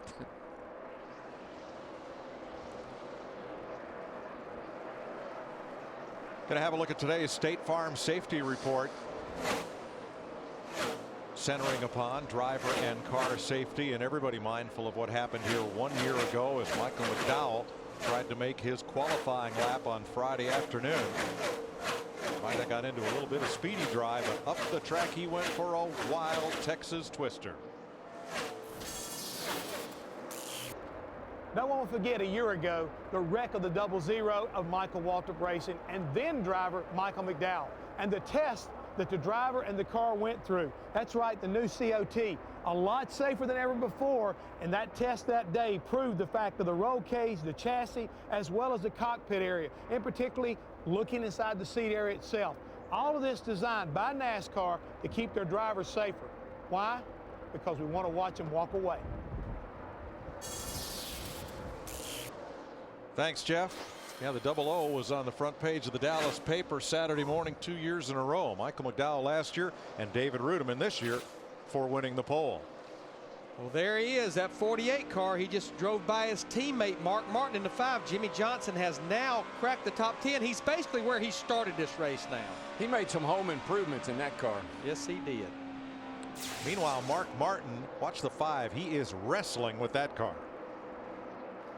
Step out right there. It's just kind of typical COT. They just do that. They come off a corner, quite a bit of wheel turned in it, and then all of a sudden the back jumps out. That's what makes these cars hard to drive. And as you saw with our pointer, that was about 170 miles an hour. It stepped out. Just ahead of him, Jimmy Johnson marching toward the front, Matt. Mike, on that last caution, Johnson sounded more like a coach trying to keep his guys up. He said, this is a great chance for us. Let's take a big swing at it. And that's exactly what Chad Knaus did. Twice he made wedge adjustments, the track bar shuffled, the air pressure, and it has definitely helped. He says the car is tight, but is turning well. And then he ended the line by saying, here we come, boys. And he definitely is. I would say he is. And he knows when they get it right. You know, Mike, we've paid so much attention to Kurt Busch in the 2 car, and rightly so. Dominated Atlanta, sitting 3rd in the points. But his 2 teammates, so far 184 laps in this race, they're pretty solid right now. You see David Strimmy there in the 12 car, started 32nd. He's now running in the top 15 and 14th. And then Sam Hornish Jr., who had a spin the other day, didn't really hit anything, had a good qualifying run. He's inside the top 15. So overall, a good day for Penske Racing, especially when you look back at the fact that Kurt Busch is running 6th right now. Yeah, and I think we have to give a lot of credit to the engine that they have developed. That's got the new Dodge engine in the car. Plus, they've made a lot of personnel changes internally at Penske as well with engineers. Yeah, nice run for Hornish. Now, Paul Menard started 5th, ran in the top 5 for much of the day, but what we've learned is on the last pit stop, under caution, they took their time to make several major adjustments to Menard's car. He's still on the lead lap, but that's why he is back in 18th. But he is the last car on the lead lap, as we now have 18 cars that are on the lead lap. Paul Menard in the 98 being the last one. Right now, he's about 5 seconds in front of leader Greg Biffle. And the way Biffle is getting through traffic, Larry, he is taking no prisoners right now. He is slicing and dicing like he's trying to catch the leader rather than being the leader. There's the lead, Biffle to Kenseth, and it's now 4.2 seconds. Quietly, but steadily, Jeff Burton has just been rolling along, Steve. He's up to 8th place. Sounds like an old guy. Yeah, he's the veteran indeed. Now, Mike, before the last pit stop, Jeff Burton said it's borderline loose to the majority of the run. Then, 10 laps prior to the stop, it went to the tight side. And just moments ago, Jeff said it is now way tougher to drive. I need to get that rear end down on the exit of the corner. And I just think this track is really starting to change as we're now well past halfway. I can see people starting to really move their grooves around. More cars are moving up to the top. It's just going through some huge transition with all the rubber being laid down. And see, the thing that a lot of these guys, they can't grasp is this is a 500-mile race. It's a long race. You don't panic. You don't panic in the pits. Tony Stewart doesn't have to tell his team to slow down. We got a lot of time here. Got time to work on your car like Jimmy Johnson did. Got time to develop some strategy and a way to win this race. Juan Pablo Montoya, remember they switched makes at Ganassi Racing when they merged with Dale Earnhardt Inc.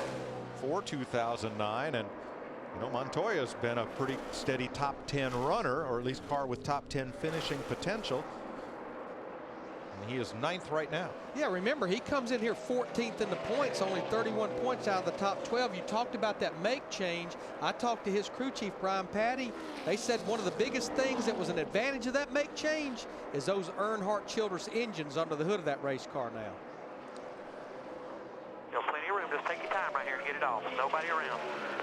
By getting On the right Biffle side, brush back across there. right up there to Almirola, they want him to get close enough to a car in front of him to get a piece of trash off the lower right grill. Looked like a piece of the tear off from a windshield. Keep watching. I'm on my way to Brett now. And that's one of the big fears we had today with all this wind blowing so much trash around.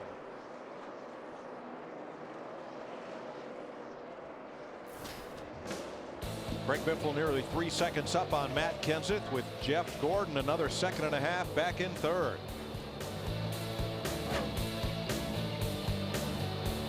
Roush Fenway Fords, 4 of the top 7 in the last couple of races. I realize short race tracks, but they finished 10th and 15th right now, dominating this race. Yeah, they're looking like they're right back where they belong here in Texas. Everybody's been saying this is a house that Roush built, and right now Greg Biffle, you know, he's looking to get kind of like rebounded, because a few weeks ago he was 3rd in the points, Chris, and all of a sudden he had 3 bad races, wound up 23rd. Here's the guy who won the Daytona 500 as well as the 2nd race of the season, Matt Kenseth. He's back on track. Carl Edwards, 3 wins here, going for, you know, for a 3-peat basically after sweeping last year. They look like they're back on track, and the reason why, they tried some stuff with the short track program for Bristol and Martinsville. It didn't work.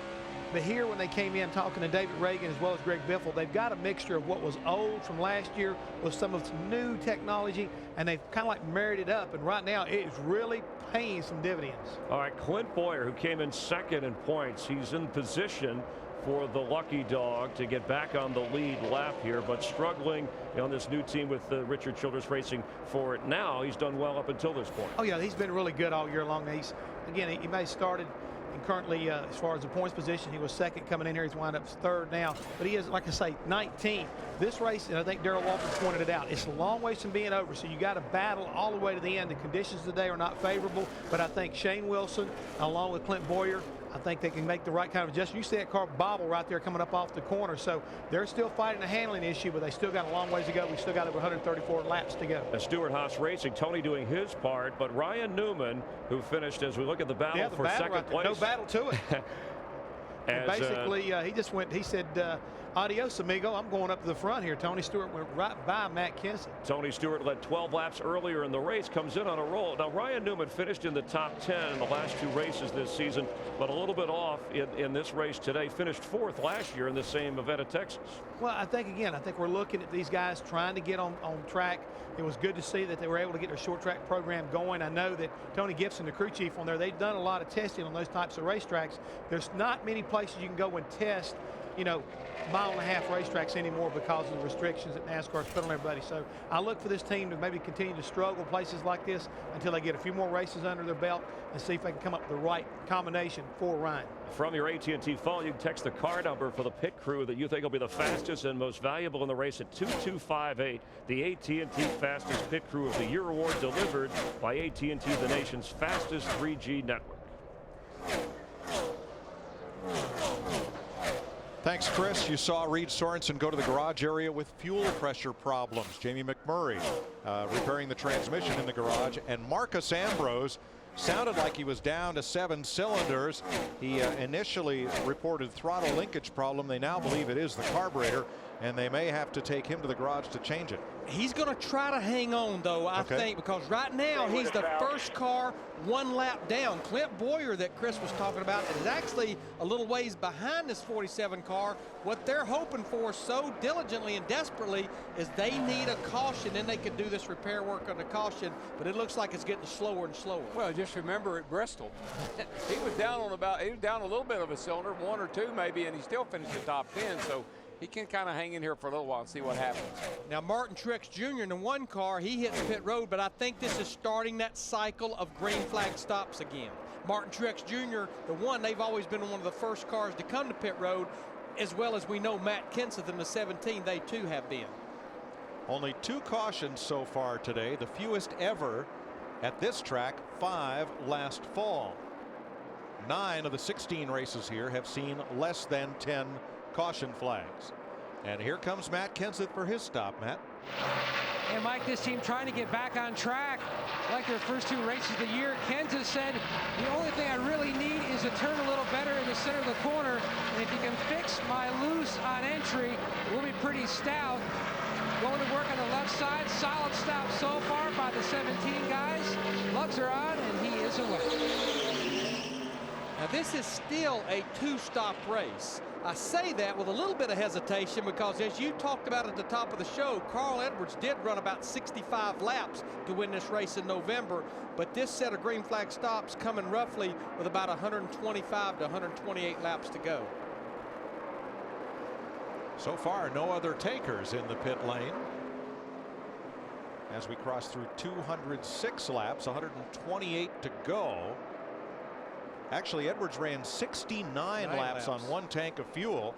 So if anybody's getting that kind of mileage, it might possibly be a one-stop race. Well, we'll depends. see. Yeah, it just depends on how the race shakes out, is obviously. But he did that by slowing down to almost a crawl before that race was over with. He was having to back off the throttle. Everybody was passing him, but he had enough fuel to make it. That's how you save gas. Tell you what, who's not backing off the throttle is Kurt Busch in that 2 car. This is a battle for 4th position with David Reagan in this 6 car.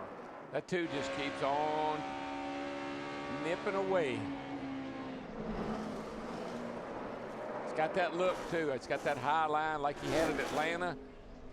I think this is the guy that is going to be somebody they're going to have to deal with before the day's over with. Number of cars getting very loose off turn number 4, but that Blue Deuce is not one of them. Here comes Kenseth on fresh tires, and Reagan lets him go. David Gilliland and Robbie Gordon come to pit road, and we expect Greg Biffle, and here he comes off turn 4, brings it down to the apron and to pit road speed. So much can be gained or lost how you get through 3 and 4 getting on the pit road. The pit stop's important, Krista, but getting there is important too. Absolutely, Larry Mack. Back on lap 97, they took a half pound out of the left rear. Now they're going to put that air back in the left rear. Also a slight adjustment on the right rear of the car. Jackman Rodney Fetters has his crew jacked up. They know this could be the money stop for their race. Tony Stewart becomes the leader for the 3rd time today as John Andretti and Kevin Harvick pit. Both of them are laps down. Biffle was really able to hustle his car on the pit road because there was no one around him. He didn't have to worry about getting run over from behind. He could really use the track and come in hot. Boy, so did Clint Boyer come in hot, and he almost got run over by Carl Edwards as he tried to whoa up along with Montoya and Casey Kane. Matt? Carl Edwards still battling that loose condition. He says just way too free. He'd love to run the top. He feels like he could really pick up some speed up there, but he just can't do it.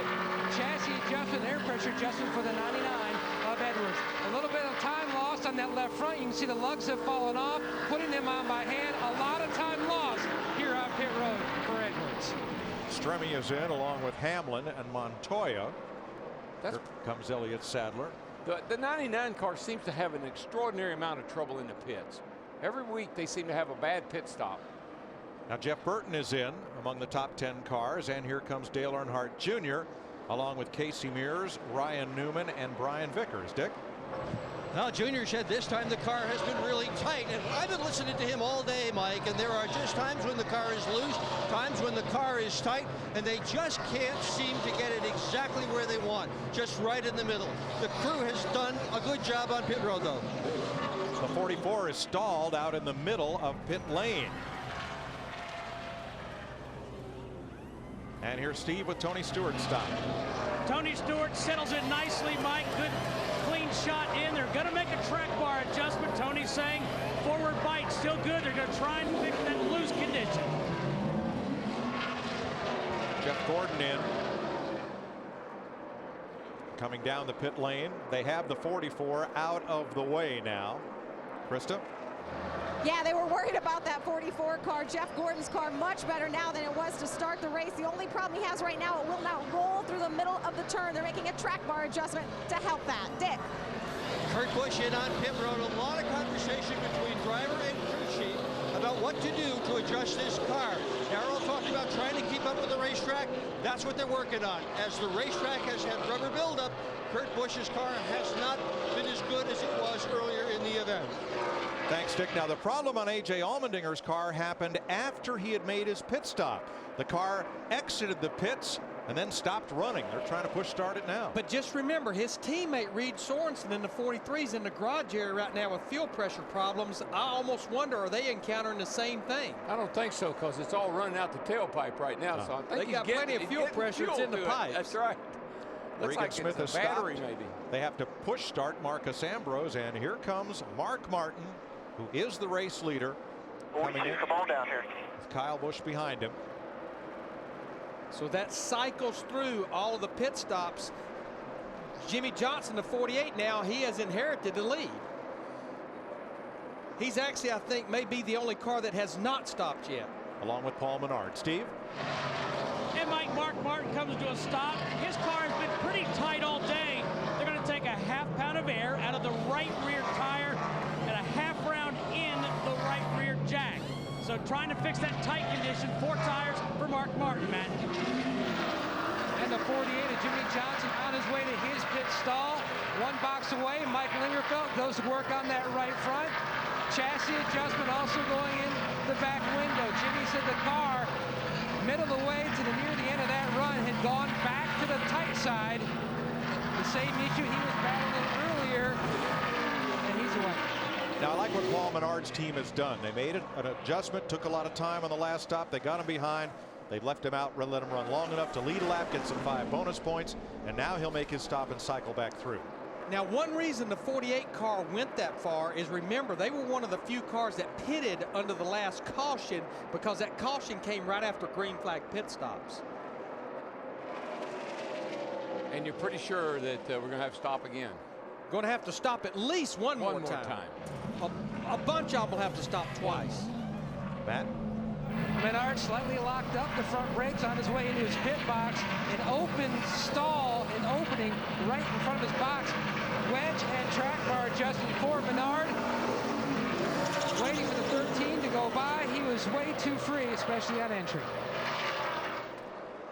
Word on A.J. Allmendinger as they have changed ignition boxes on his car, trying to get him running again. And we've cycled back around to Greg Biffle and Matt Kenseth, 1.5 seconds apart.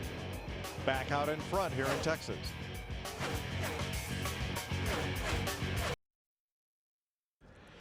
NASCAR Sprint Cup Racing on Fox is sponsored by Verizon Wireless. Get the inside track from Penske Racing and race analysis.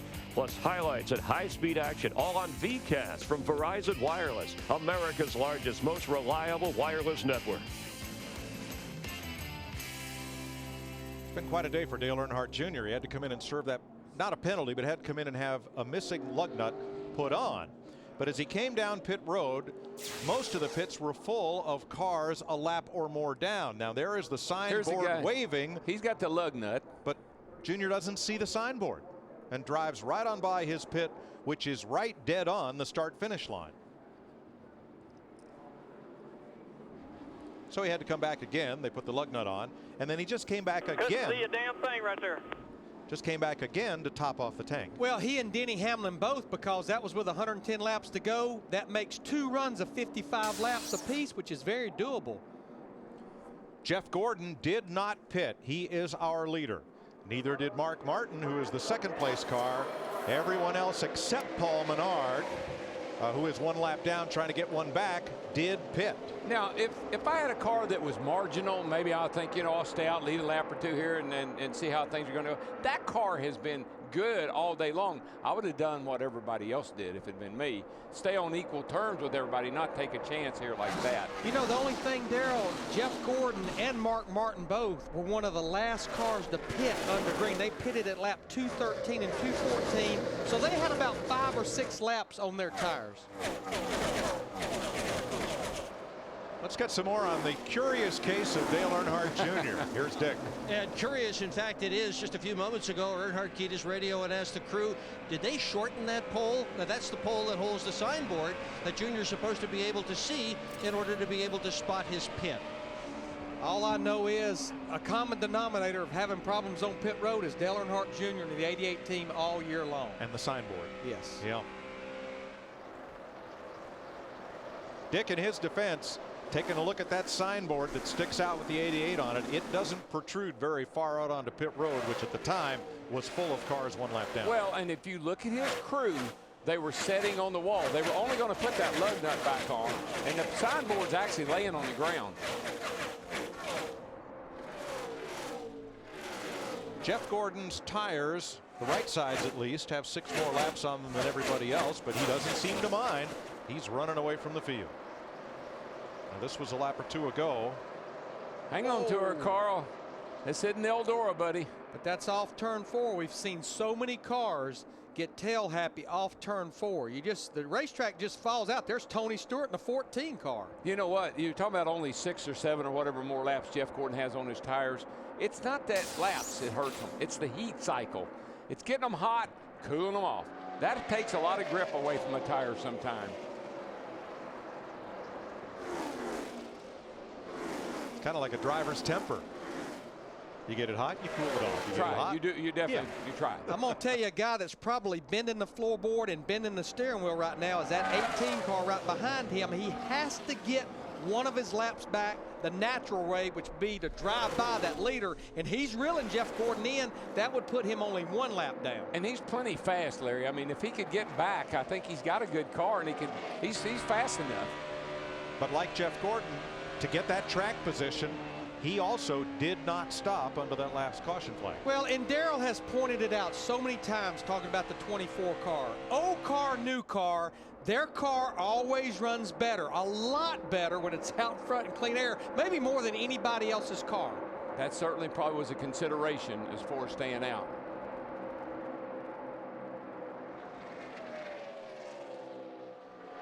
There you see on the right-hand part of your screen, David Reagan in the 6th, Tony Stewart in the 14 car. That's 4th and 5th.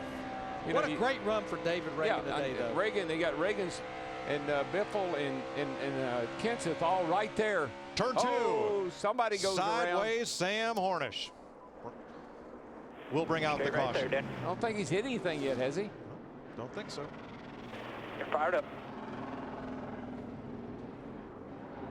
Looks like the 96 car's got some damage, quite a bit of damage.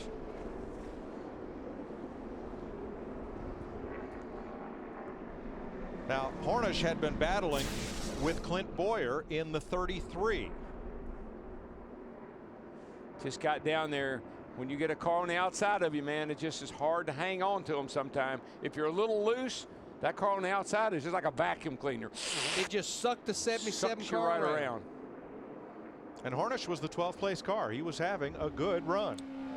But I don't believe he's going to have a lot of damage from this. Well, he may have. He got into the door. Now, Bobby Labonte got the most damage. He's now taking his Ford to the garage. I don't know how much damage he got. The 77 got off the 33. Not much, I don't think. Goes Minimal around. damage on both of those. Yeah, I don't think it hurt him any. Boy, Ryan Newman, the 39, and Jimmy Johnson in that 48, they just barely squeaked by.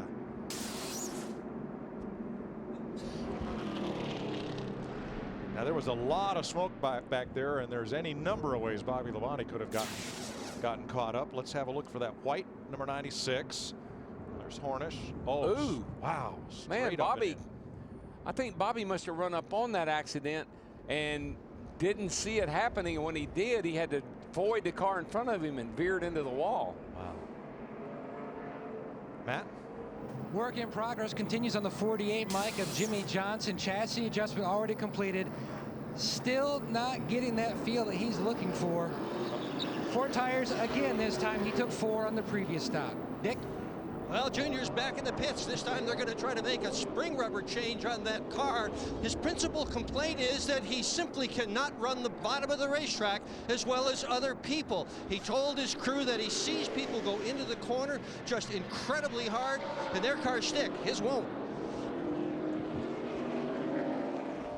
So caution for the 4th time today as Sam Hornish goes sideways in turn 2.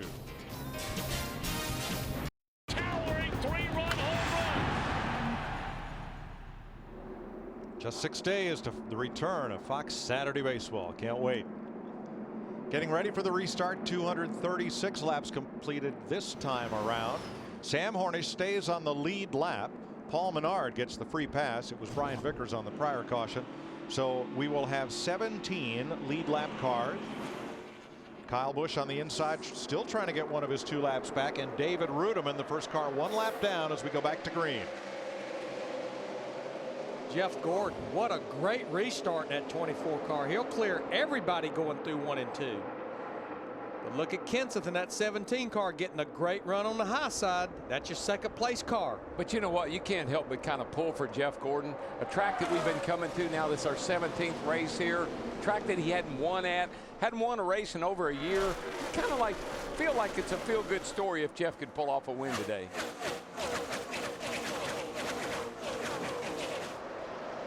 Last week at Martinsville, he led most of the opening 1/3 of the race, but told his crew early on, with the adjustments we're going to be able to make, we're not going to be able to get there at the finish.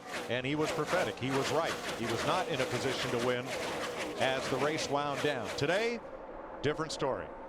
And Mike, we talked about Kyle Busch in the 18 car. The clock is running out on him to get one of his 2 laps back, and he's about got to drive by the leader. But remember, our pole sitter, David Rudiman, the reason he's a lap down, he had a problem on pit road where he pitted out of his box. He would love to see a caution because right now he's our first car that's 1 lap down. He would get that free pass. The lucky dog would get the lucky dog. There you go. 2 of those Hendrick cars in the top 5, Jeff Gordon and Mark Martin in 3rd. Did you say, what was that name you said? Mark Martin. Hadn't heard much about Mark today. Been lingering, kind of lurking. But just remember, Mark Martin and Jeff Gordon are on the same agenda. They have not been to pit road the last 2 cautions, running 1st and 3rd. Look at David Stremmy's number 12, right, trying to bust through that pack. Harvick eases off the top lane, and Stremme gets a clear run. Here comes Dale Jr. in the 88 up. Ooh, oh, baby. Stremme about caught the wall trying to get away from that pack. That's a tough, off of turn 2 back there. Man, it's sometime a car will take off and you wonder if it's going to stop before it hits the wall. Now, Stremme is in 12th place on the lead lap. But remember, David Stremme, Dale Earnhardt Jr., Juan Pablo Montoya, Jimmy Johnson, Denny Hamlin, and Sam Hornish and Brian Vickers, those lead lap cars, they're the only lead lap cars that pitted that last caution back on lap 233. Dick? Well, David Stremme is having a terrific day for himself, Mike. He started in the 32nd spot. He has picked up 20 positions today. Working with crew chief Roy McCauley, this has been Stremme's best year in Sprint Cup racing. He has consistently been luring his way to the front, heading toward the front of the pack again. Stremme currently 13th. I know Logano is pretty far back. He's running 30th, but boy, he just pounded the wall off turn 2. I think we'll have a look at it here. Yep. Logano started 10th. Watch him back here, right there, and boy, he gets it pretty good. With the right rear. That turn 2 corner, that's one of the toughest corners to get up off of and keep it off the wall any place we go. It just flattens out so quick from that 24 degrees of banking. It dumps you. You're just coming out of the bank and it just dumps you off into the wall. Looks like he may have to pit. Yeah, he's got some pretty serious damage. And you saw right there his point situation. He's flirting with getting outside the top 35 right now. He would be 35th. Mike, we do need to mention Jamie McMurray in the 26 car. They changed that transmission. They are back out on the racetrack 79 laps down. 2 cars in the garage area, Bobby Labonte and Marcos Ambrose. 2 cars officially out of the race, Mike Bliss and Dave Blaney. But you know, Larry, I'm looking at that 20 car as it goes by. No tire smoke. And we know this old car is pretty tough. We've seen this thing bounce off the wall and keep on going. He hasn't slowed down all that much, so maybe he's going to get away with it. Now, Brad Keselowski in the 25 is a rookie, but he is not a candidate for Rookie of the Year. Only Logano and Scott Speed, who was not quick enough to qualify, are in the Revestis rookie program this year. Keselowski's on a limited schedule, can run 7 races or less this year and preserve his rookie eligibility. Just looking at that 20 car, he has his hands full right now, Joey Logano. It stepped out on him the last time through 3 and 4 as David Stremme was going around him on the high side. I think if he wasn't a rookie, he'd already be in the pits. But since he's a rookie, so I'm going to ride around with that, not much.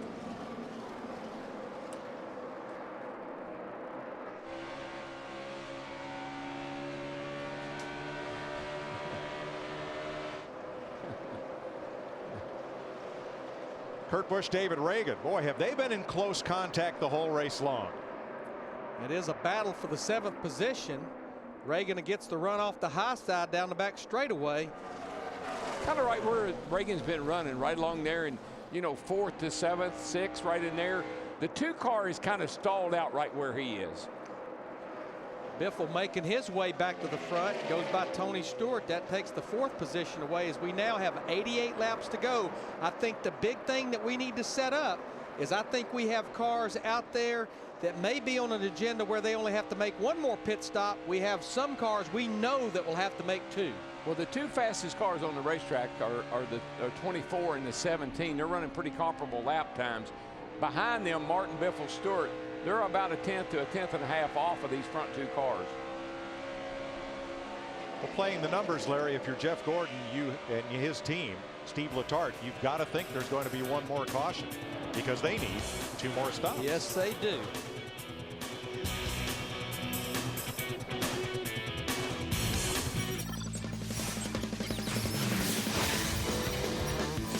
get that checker flag ready. I'm bringing it home.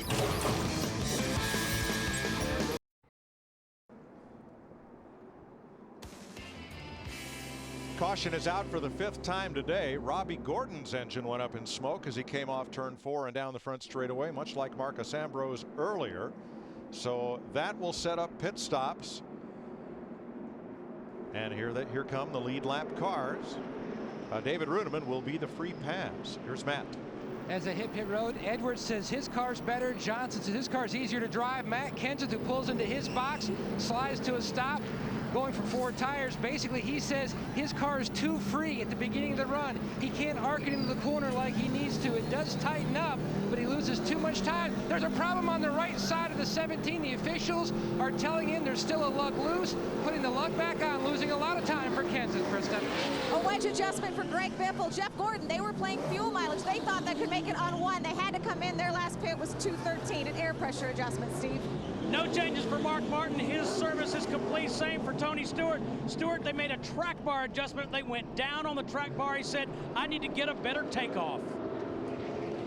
Have you seen a blast off pit road like that one, 3 abreast, 3 deep? What we had, I think we had 2 cars. Remember, they just had pitted back on lap 233. Dale Earnhardt Jr. and Brian Vickers, they went with the strategy, trying to get that track position, get the fuel in there, 2 right side tires only. And something that you don't see every weekend, a little error, a little problem in the 17 pit. True. But they did what you got to do, what you should do. They fixed it before he left. No harm, no foul. So we're under caution with 82 laps to go. NASCAR Sprint Cup Racing on Fox is delivered by UPS. Watch David Reagan compete with the delivery drivers of UPS in Maximum Driver. Go to racing.ups.com.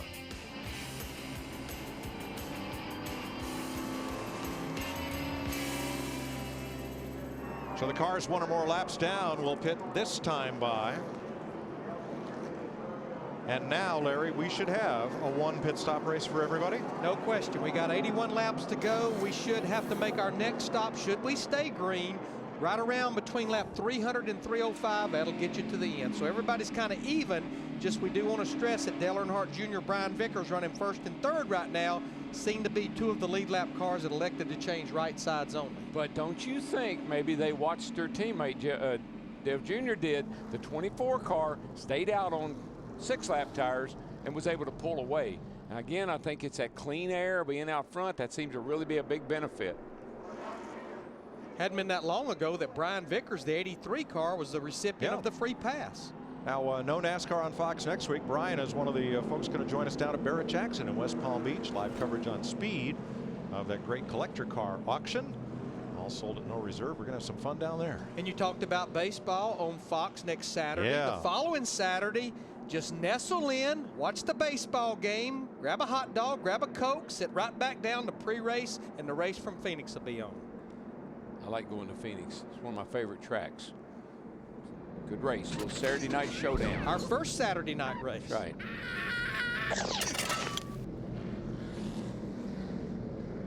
81 laps to go. Sweepers and blow dryers back out on track. They are still cleaning up from Robbie Gordon in the number 7, letting go in a big way on the right of your screen. That's why we're under caution.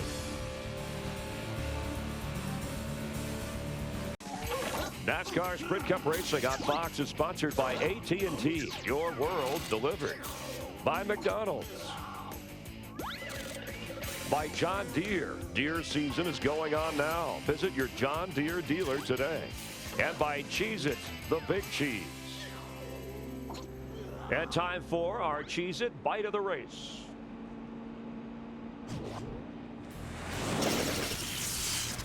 All right, ready? Be ready. Green flag. Green flag. Won't change directions, but when it does, it's evil. I'm gonna tell you what, something's screwed up. Front tires aren't working. I don't even know what to tell you. It's so screwed up.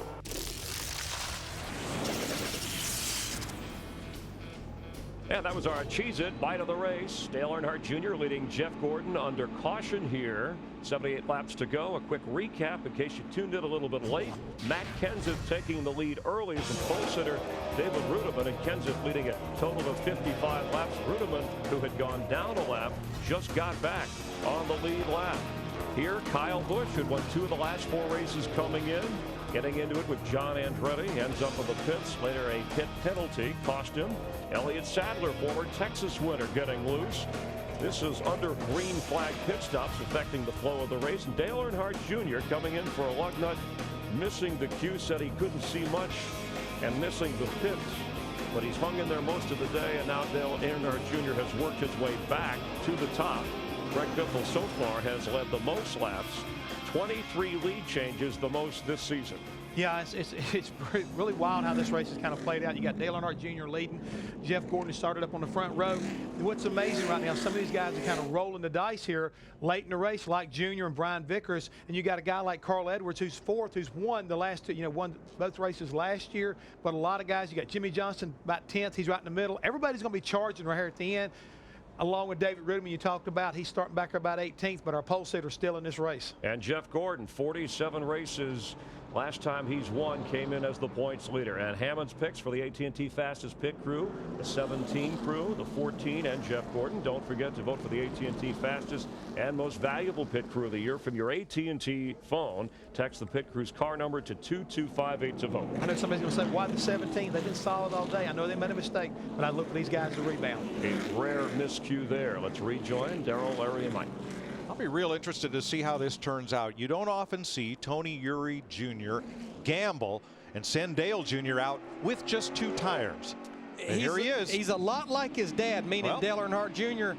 His dad didn't want anything on any pit stop but 4 fresh tires. But Darrell, he traded tires for track position. And we'll see how that works out. It worked out great for Jeff Gordon. We'll see how it works out for Dale Jr. But a guy that really lucked out here now is the 00, our pole sitter, David Rudiman. Fighting to stay in the top 12 in points. He could actually move up a lot today based on the way everybody else is running. Getting ready to go green with 76 laps to go at the line. Green flag. And Rudiman's 18th, which is how many cars we have on the lead lap now with those 76 laps to go. And he's 11th in the points, but Harvick's struggling. Ooh, what happened? Boy, Kyle Busch lost the car, and in saving it, got up and into Junior. And Dale Earnhardt Jr. is going to lose the lead. Well, that didn't take long to decide. So it's Vickers and Gordon, the 83 and 24 side by side for the lead. Advantage Gordon. I'm like Darrell. I'm anxious to see. Remember, Jeff Gordon stayed out on 4 without changing tires at all. There was a lot of talk with this new softer left side tires that there was a little bit of hesitation in changing just right side tires. Krista? Well, like I said, Mike, if caution hadn't come out, the guys on the 24 thought they could make it with just 1 more stop. Jeff did tell Steve Letarte his car was pretty good before that last caution, and it's actually been really good at this track. This has not been Gordon's signature track. Steve Letarte told me this morning they thought their car was about a 10th to 15th place car. It was lacking speed. Right now, Jeff Gordon has plenty of it. Gordon pulling away from Brian Vickers. Let's show you what happened down in turn 1 on the first lap of this run, just after they took the green flag. Watch the 18 of Kyle Busch. Well, we've been talking about how aggressive Kyle Busch has been and needed to be to try to get one of those laps back, and you can see it just step out, shoves Junior up the racetrack. I think what you also see is a lot of stay dry. Saw that dust and stay dry. Could have been a little bit of a residue on the racetrack right there. Got the car a little bit loose. See all that smoke?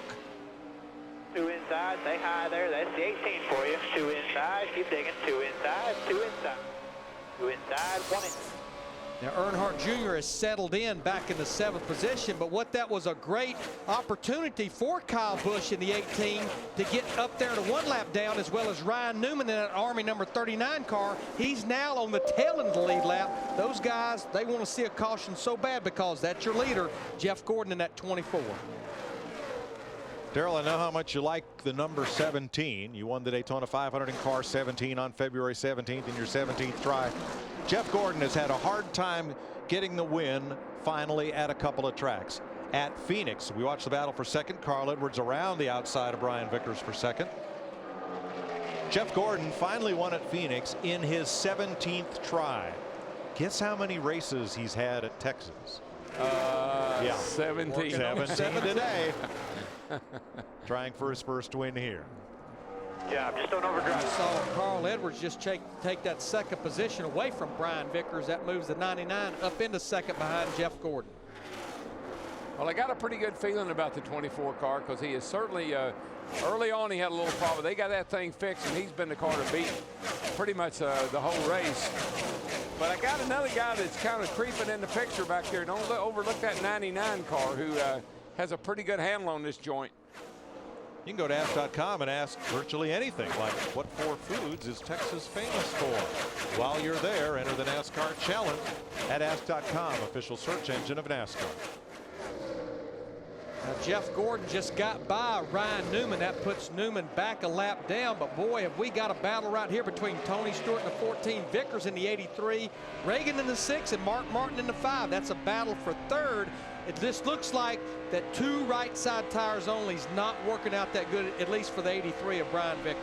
Well, it was a gamble, Larry, and it's like I said, if you got a car that maybe couldn't get up there, well, that was a good gamble, I believe. But I think what we're going to, I'm sorry, go ahead, Mike. They're right behind Reagan. Mark Martin's part of that. And right behind Jeff Gordon is the 99 car. I'm just going to point out he is coming in a hurry, Carl Edwards is, and we know he loves this joint. So Mark's going to move up to 5th. Dale Jr. is 7th. Jimmy Johnson 8th. Kurt Busch, Jeff Burton, Greg Biffle. Still 18 cars on the lead lap. Yeah, what's amazing about Brian Vickers, he's losing spots, but his fastest lap of the race was 5 laps ago. Yeah, I think that was a good gamble for him. I think it may have been all right for Dale Jr. if he hadn't had trouble down here with Kurt Busch. Now Busch in the number 2 just ran his fastest lap of the race, getting past Greg Biffle and Jeff Burton. Krista. Mike, you see Greg Biffle trying to fight to stay in the top 10 right now. He had fallen back on that last pit stop because the glue did not set. They lost a couple of lug nuts, but it was not the crew's fault. They borrowed those tires from another team. So that was the reason for the slow pit stop and the reason Greg Biffle is having to fight his way back up front. I think that's a great opportunity for us to just briefly explain that. How the lug nuts are held onto the wheel is just with a yellow weather strip adhesive, just like you would buy at the hardware store. And you have to glue those tires up so much in advance. A lot has to do with the weather. If it's going to be cold, you wait a little bit longer than you would if it's hot. Yeah, and if you borrow any piece of equipment from another team, you better double check it. Absolutely. 65 laps to go for Jeff Gordon. It has been a long time since he's been to victory lane. Year and a half. Not counting the Daytona 500 dual race that sets the field. He won that 150 miler this February. Yeah, well, he's not counting that either. Exactly. That's not the win he's looking for. Nope. Now, Jeff Gordon has led 51 laps. Greg Biffle has led the most laps at 93, but the guy that has led 55 laps, the 17 car of Matt Kenseth, remember, he had that problem on the right side on that last pit stop. He is now trying to work his way back up there, restarted all the way back in about 17th position. He has now moved up to the 14th position. It's a little tough back there, as congested as it is. Right now, the 2 fastest cars, Jeff Gordon just ran a 31.01, but Carl Edwards just ran a 30.89, and Tony Stewart ran a 30.70. So there's a couple of cars behind Jeff's a little bit quicker than he is. Dale Earnhardt Jr. just had his hands full off of turn 4 in that 88 car. Yeah, he got past Brian Vickers, and then so too did Jimmy Johnson. You're right. Cold temperatures, slick track, bright sun. Quite a combination. Whoa, Junior, he continues to test the envelope, doesn't he? Enough of that. Jimmy Johnson goes by on the bottom. Dale Earnhardt Jr. goes to the high side. We were watching him earlier in the race. I don't think you could put a piece of paper between he and that outside wall, especially through 3 and 4. But Larry, the 48 car, I mean, a little bit earlier in the race, would you have thought he may have a top 5 car? No, probably not. So again, they've done what they always do, made the best of a bad day. That's the reason they've won 41 races and 3 consecutive championships. 9th place, Biffle and Vickers.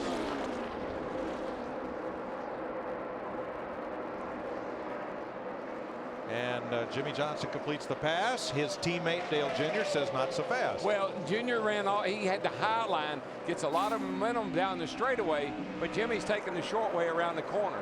And now they reverse rolls through 1 and 2. Johnson in the 48 goes to the high line. You look how much it carries him down that back straightaway. That's what Junior did to him off of 4 last time by.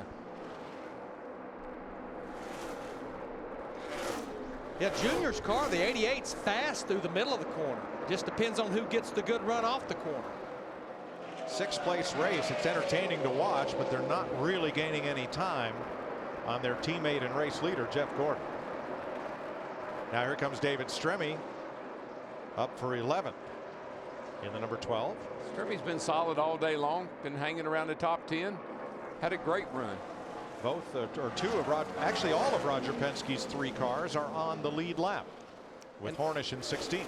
And that's big for Hornish because remember, he was one of those cars that spun out in turn 2 not that long ago, back on lap 231. And Mark, he just continues to do what Mark Martin does. You just don't talk about him a whole lot all day, but when you look at the rundown, he's in the top 10 every week.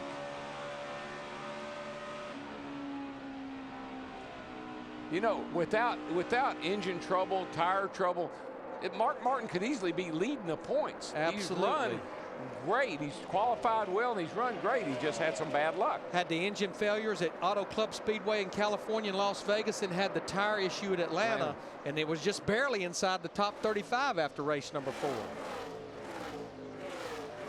You can look right there. This would be a 10-point jump if he can just maintain right now.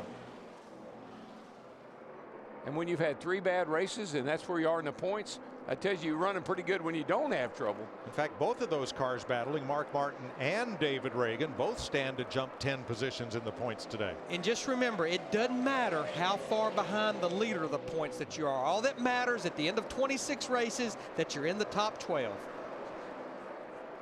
Well, Kurt Busch has had a strong day all afternoon for Roger Penske. Dick? Well, he's got a Kurt right now has a vibration on the right front. He thinks it's the right front. He also said it's getting looser, Mike. So Kurt Busch in the 2, he definitely could use a caution here. We're getting real close. If we do get a caution, what would put everybody in a fuel window to make it to the end of the race is we've come into 55 laps to go. Now David Reagan, we mentioned, can climb from 29th to 19th in the standings. Mark Martin from 27th to 17th, based on the positions everyone is running in right now with 56 laps to go. I hear a duck quacking. Would it be like a number 99 duck? I hear a duck quacking out there somewhere. 6/10 behind the leader. Martin and Reagan side by side. This is for 4th place. And on the right-hand side of your screen, the man that keeps marching to the front, Krista just talked about him a little while ago, Greg Biffle in that 16 car. The car that's led the most laps so far. He just drives that thing down in the corner. This is a Greg Biffle type of a racetrack. You know, Greg, we always talk about how Kyle Busch and what a wheel man he is and how much fun he is to watch. Greg Biffle is in the same mold. I mean, he has always been a guy that lets it all hang out, no matter where you are or what he's driving. We sat down with Marcos Ambrose, and he said when he was still over in Australia, in Tasmania, that he was kind of really like Jimmy Johnson and Jeff Gordon, but who really intrigued him was Greg Biffle because of his driving style. That's right.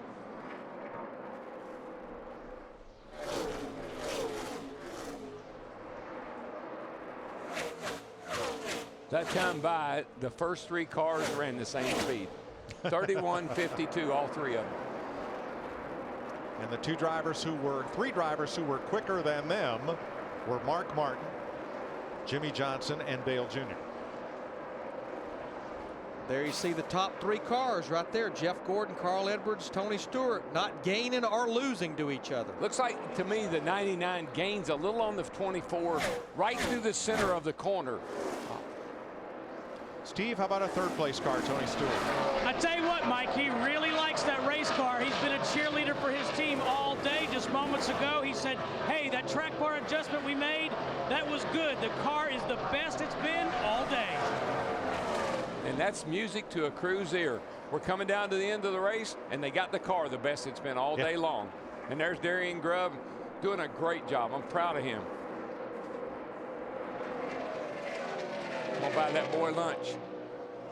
How about this battle?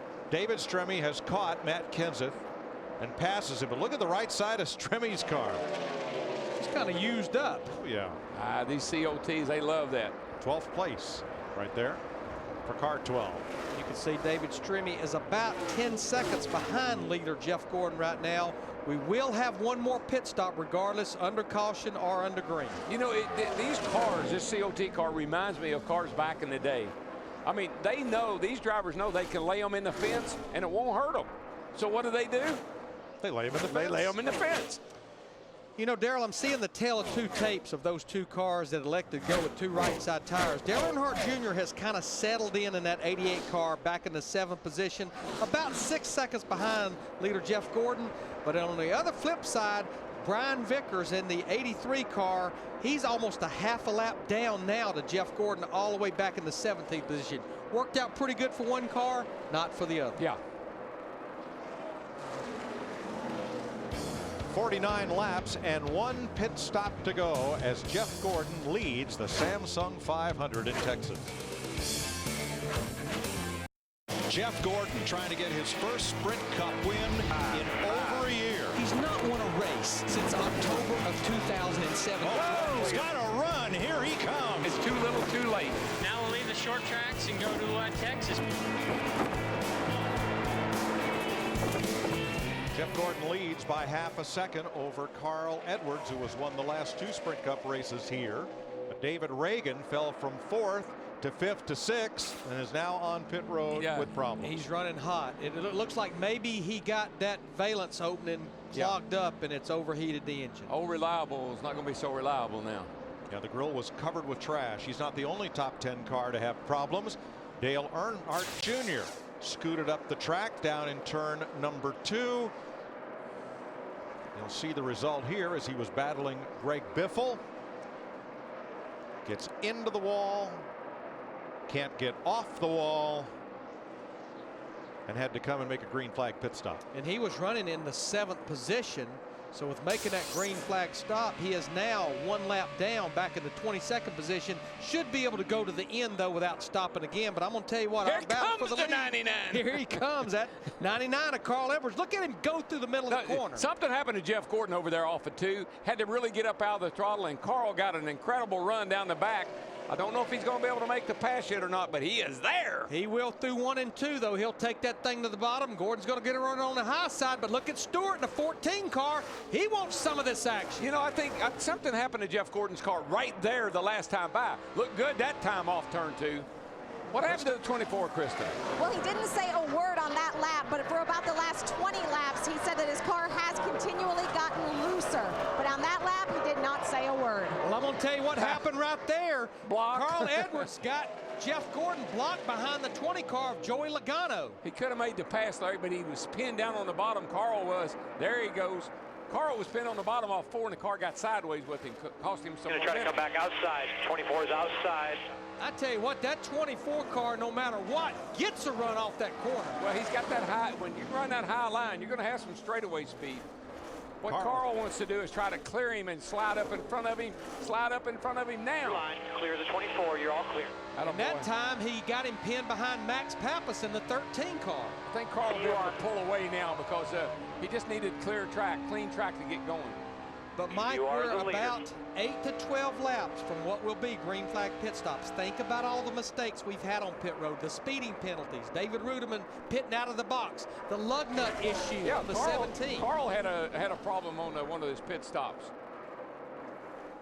David Reagan comes back in, so his fine run today is going to go for naught. He's already 2 laps down, and after overheating, he goes to the garage and will end up around 37. But that 99 car of Carl Edwards, you just think about it. They understand this racetrack.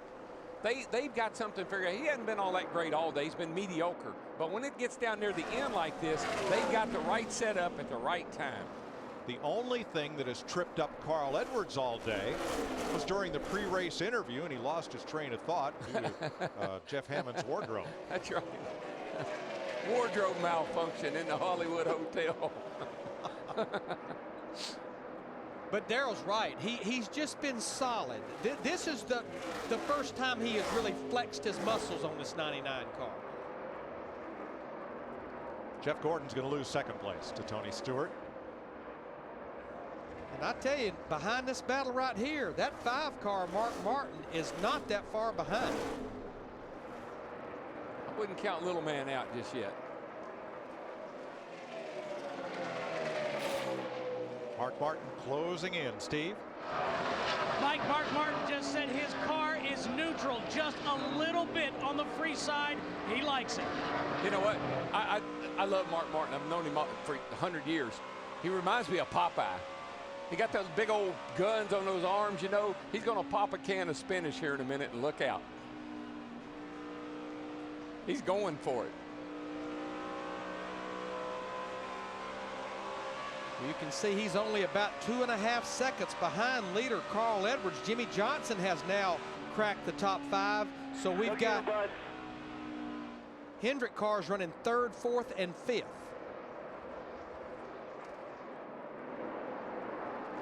Getting a report that Sam Hornish Jr. in the 13th position right now. The 77 car may have just got into the wall. This is what happened just about a lap ago. Now he's a lead lap car.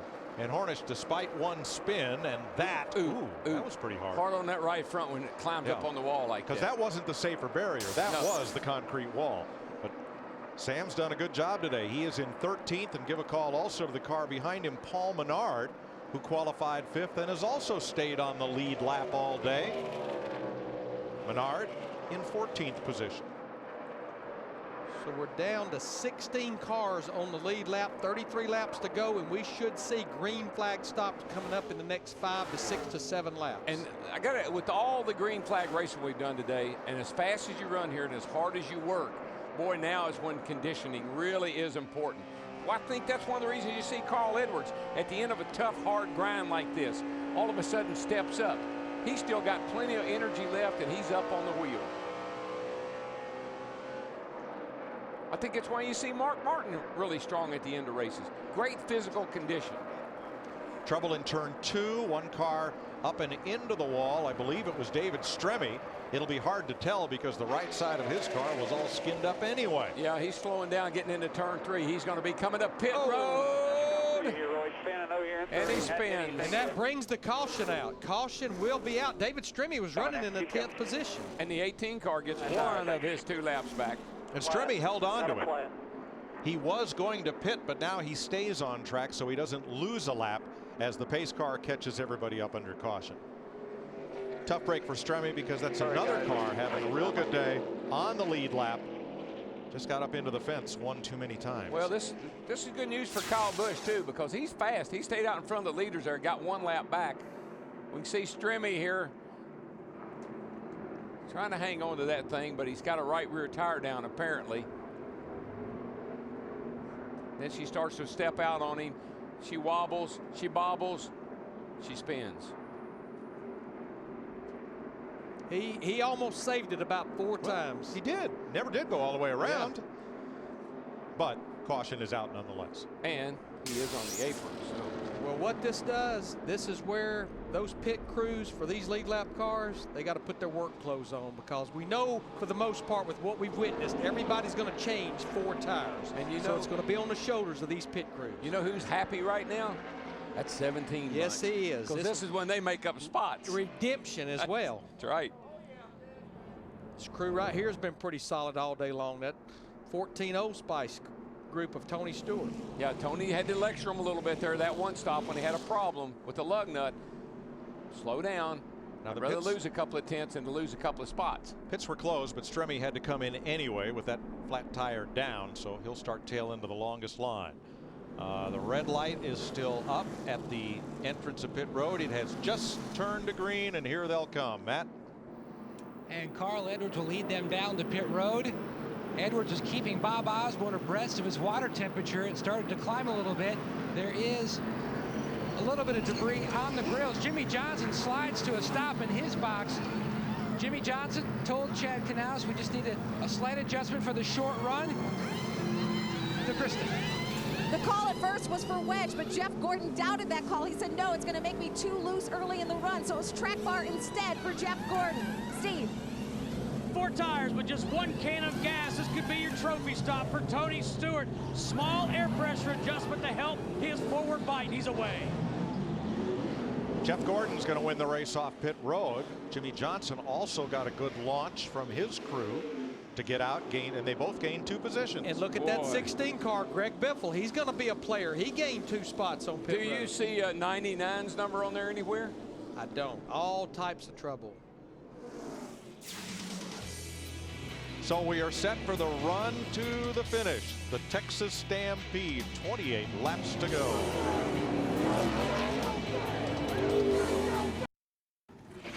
NASCAR Sprint Cup Racing on Fox is sponsored by Subway. Subway dollar foot-long sidekicks are here. 21-ounce drinks at tasty size, just $1 each. By Lipitor. By Sprint, NASCAR Sprint Cup Mobile. It'll change the way you experience the race. And by Lowe's. For all your home improvement needs, Lowe's, let's build something together.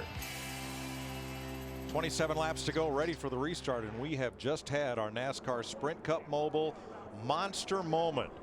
The 24 team celebrates after their pit stop, gets Jeff Gordon out first. That was the imagery you saw as we went to break.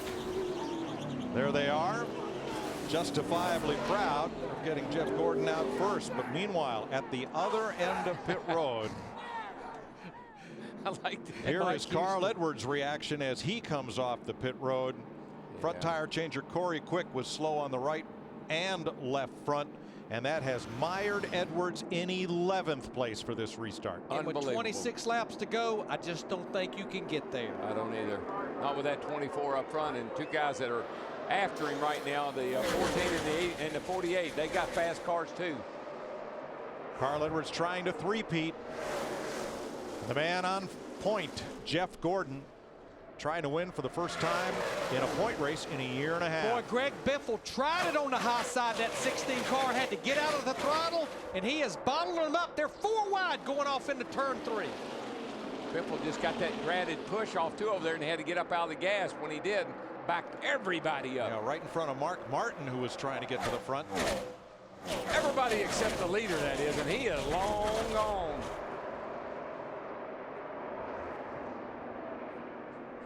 There goes Jimmy Johnson in the 48 car, just pulls underneath Tony Stewart in the 14. Stewart will try to fight back, but that 48 car, they've just gotten better and better. Now 75 laps into this race, who would have believed that'd be a second place car? It didn't look like he was going to have a top 15 car. Don't you know that's just got to aggravate everybody in the garage area the way they do that? Absolutely.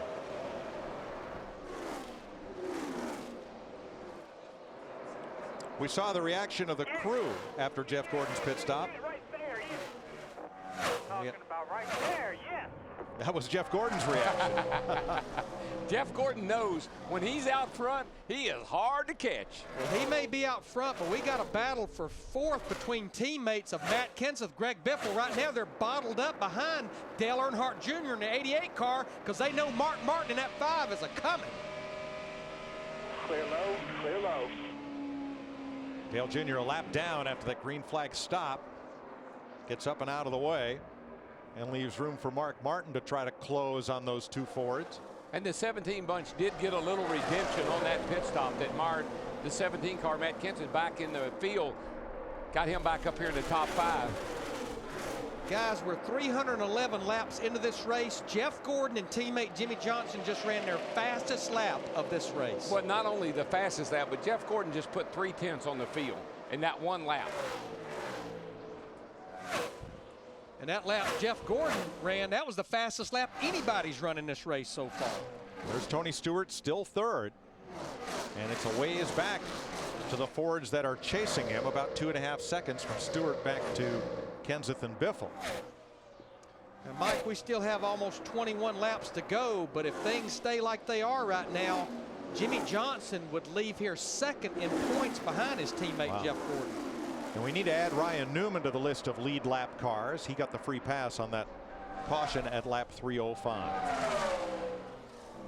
We have 17 cars on the lead lap with 21 laps to go. I mean, right now, Jeff Gordon, he's pretty much about in his own zip code. Pretty hard. You just stay nice and smooth, and you're going to get them. Chad Knaus telling Jimmy Johnson he's seeing the same score monitor we're seeing. Always the cheerleader. Well, yes and no. He's not really cheerleading him. He's just encouraging him. He's giving him good, solid information that will make Jimmy go harder on his own without getting up on the pit box and jumping up and down. I just like the way Chad has such a great balance of how to get his driver motivated. That's the word. Motivated. We've had the intimidator. Now we got the motivator. That's right. And it is Chad Knaus.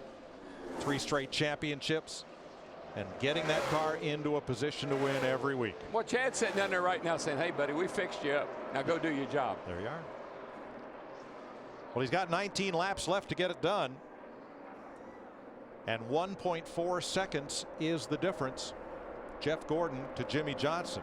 And if you think Jimmy's just going to let Jeff win one because he hasn't in a while, never mind. Don't work that way. There you see Steve Letarte, Jeff Gordon's crew chief. We know that Tony Eury Jr., Dale Earnhardt Jr.'s crew chief, has taken a lot of ridicule. If there is another crew chief on pit road that's taken a lot of ridicule, it would be Steve Letarte, crew chief for Jeff Gordon. Tony Jr. needs to go to that crew chief school that Letarte went to over the winter. Greg Biffle has passed his teammate Matt Kenseth. 4th place, but 6 seconds back of the lead. Johnson's coming, Larry. That's 2/10 that time by. Now Mark Martin's in 6th. Martin's had a good run all day, but he now finds himself 8 seconds back because of that. Oh, who's that up to the wall? Casey Kane in the 9. He almost got the wall, but he recovers. Now he is the first car 1 lap down. The next car 1 lap down is Kyle Busch. And he's right there behind him. That really hurt the 9. Lost a lot of momentum. And here comes Kyle. One more caution and Kyle's back on the lead lap. He's running 18th, 19th right now. Juan Montoya, 7th place. And a good strong run all day. Texas, much like Atlanta, which is the track where he's seen the most success in this series. But Mike, he had a great run at Bristol. True. He's had good runs even outside of the mile-and-a-half racetracks. Came in here 14th in the points. Jeff Burton down on the bottom. Has been in the top 10 all day. Burton's number 31, holding 8th place, which has been pretty much where he's been running most of the day. But now he's got a mirror full of Kurt Busch, the 9th place car. Now an update on the man that came in leading the race on that last caution, Carl Edwards in the 99 car. He's made up 1 spot to just inside the top 10.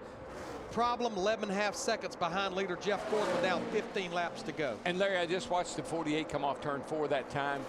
The car is a little bit sideways that time, like Jimmy is just using everything up right now. I don't think he's going to have enough to get to his teammate Jeff Gordon. Well, he's not getting a lot of pressure from behind him because the distance in front of him to Jeff Gordon is the same distance behind him back to Tony Stewart. But what another great weekend for Tony Stewart. Last weekend at Martinsville, 3rd, running 3rd right now. Looks pretty solid right there. Going to come home with another top 5 for that new team. We talked about Carl Edwards just had moved into the top 10. Our pole sitter who had to pay a lap penalty, David Ruderman, for pitting outside of his box. He's back there just behind Carl Edwards in the 11th spot. David's going to stay in the top 12 in points, may even move up a little bit. Just proves that that team is a contender. Now, if Ruderman's going to stay in that 11th position, he's going to have to hold off Denny Hamlin. They're running less than a second apart in 11th and 12th. Here's the view from Hamlin.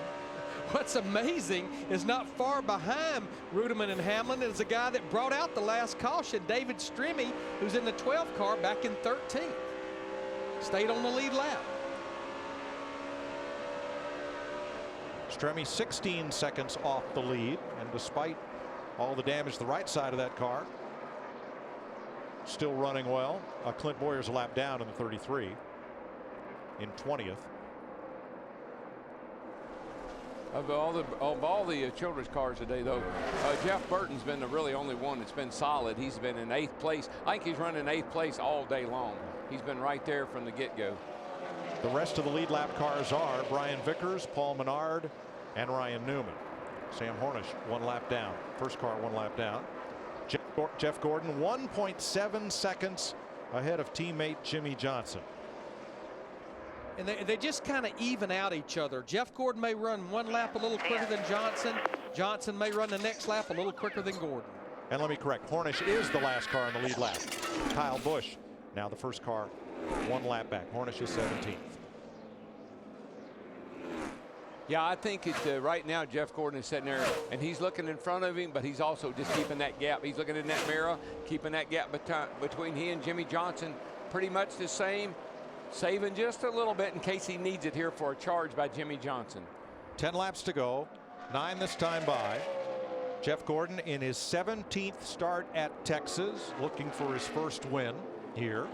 Second week in a row that Gordon has started on the front row. You know, we would have gone, when you went to Bristol, Martinsville, you say, yeah, Jeff Gordon will win one of those. When we came to Texas, you'd say, yeah, Jeff Gordon doesn't have a chance at Texas because he hadn't won there before. But here he is today looking good, Krista. Well, Jeff Gordon is part driver, part psychologist. Before he came in on that last pit stop talking about the conditions of his car, he said it sure would have helped if we had gotten off pit road first the last time. You heard how excited he was. You saw the crew's reaction. He basically willed his team to give him the lead. Yeah, great motivation from driver to crew. Jeff Gordon and Jimmy Johnson have finished 1, 2, 8 times in their career. Gordon has won 5 of those. Look at these two cars. They look identical. When you watch, there's the 24 comes off turn 4. Right behind him is the 48. They got the same color numbers, pretty similar paint jobs. One got a black hood, one got a gray hood. But here's something I think we ought to think about, Larry. I've seen that 24 like a switch gets flipped every now and then. We saw it earlier in the race. We saw it earlier in the race, so he's not home free just yet. Well, we've got 7 laps to go, but as I watch this 24 car close in on his first win since October of 2007, Jeff Gordon shared with us that over the last right now, about middle ways. Over the last 2 or 3 years, he's had some distractions. Now, we won't say they've been bad distractions. He got married. He became a father. He said it took him a while to find the balance of being a dad. He had some back problems. When we sat down with him a few weeks ago, there's no question. He's poised to win a championship, and there's no surprise to see him leading this race. To work on right now. Gordon carrying the National Guard colors in that GED Plus program for folks to get a high school equivalency diploma through the National Guard. Tell you, Max Pappas is not cutting him any favors. That really closed the gap considerably between Johnson and Gordon right there. And that time by, there was 3/10 difference in the leader back to Jimmy Johnson. I tell you, you don't seal the deal in one of these races until the white flag's out. No, and that lead is now down to 0.8 of a second with 5 to go. That slow traffic, that lap traffic really played havoc. Max Pappas didn't mean to get in the way, couldn't get out of the way. Look at Gordon's car. It's starting to get a little loosey-goosey, a little Darryl. Twitchy. He's having to toss and catch it now. I tell you, they're going to be pretty dadgun close when they come here to get the white flag in a few more laps. 0.6 of a second. Yeah, he reeled him in 3.5 on that lap right there. We got 4 laps to go.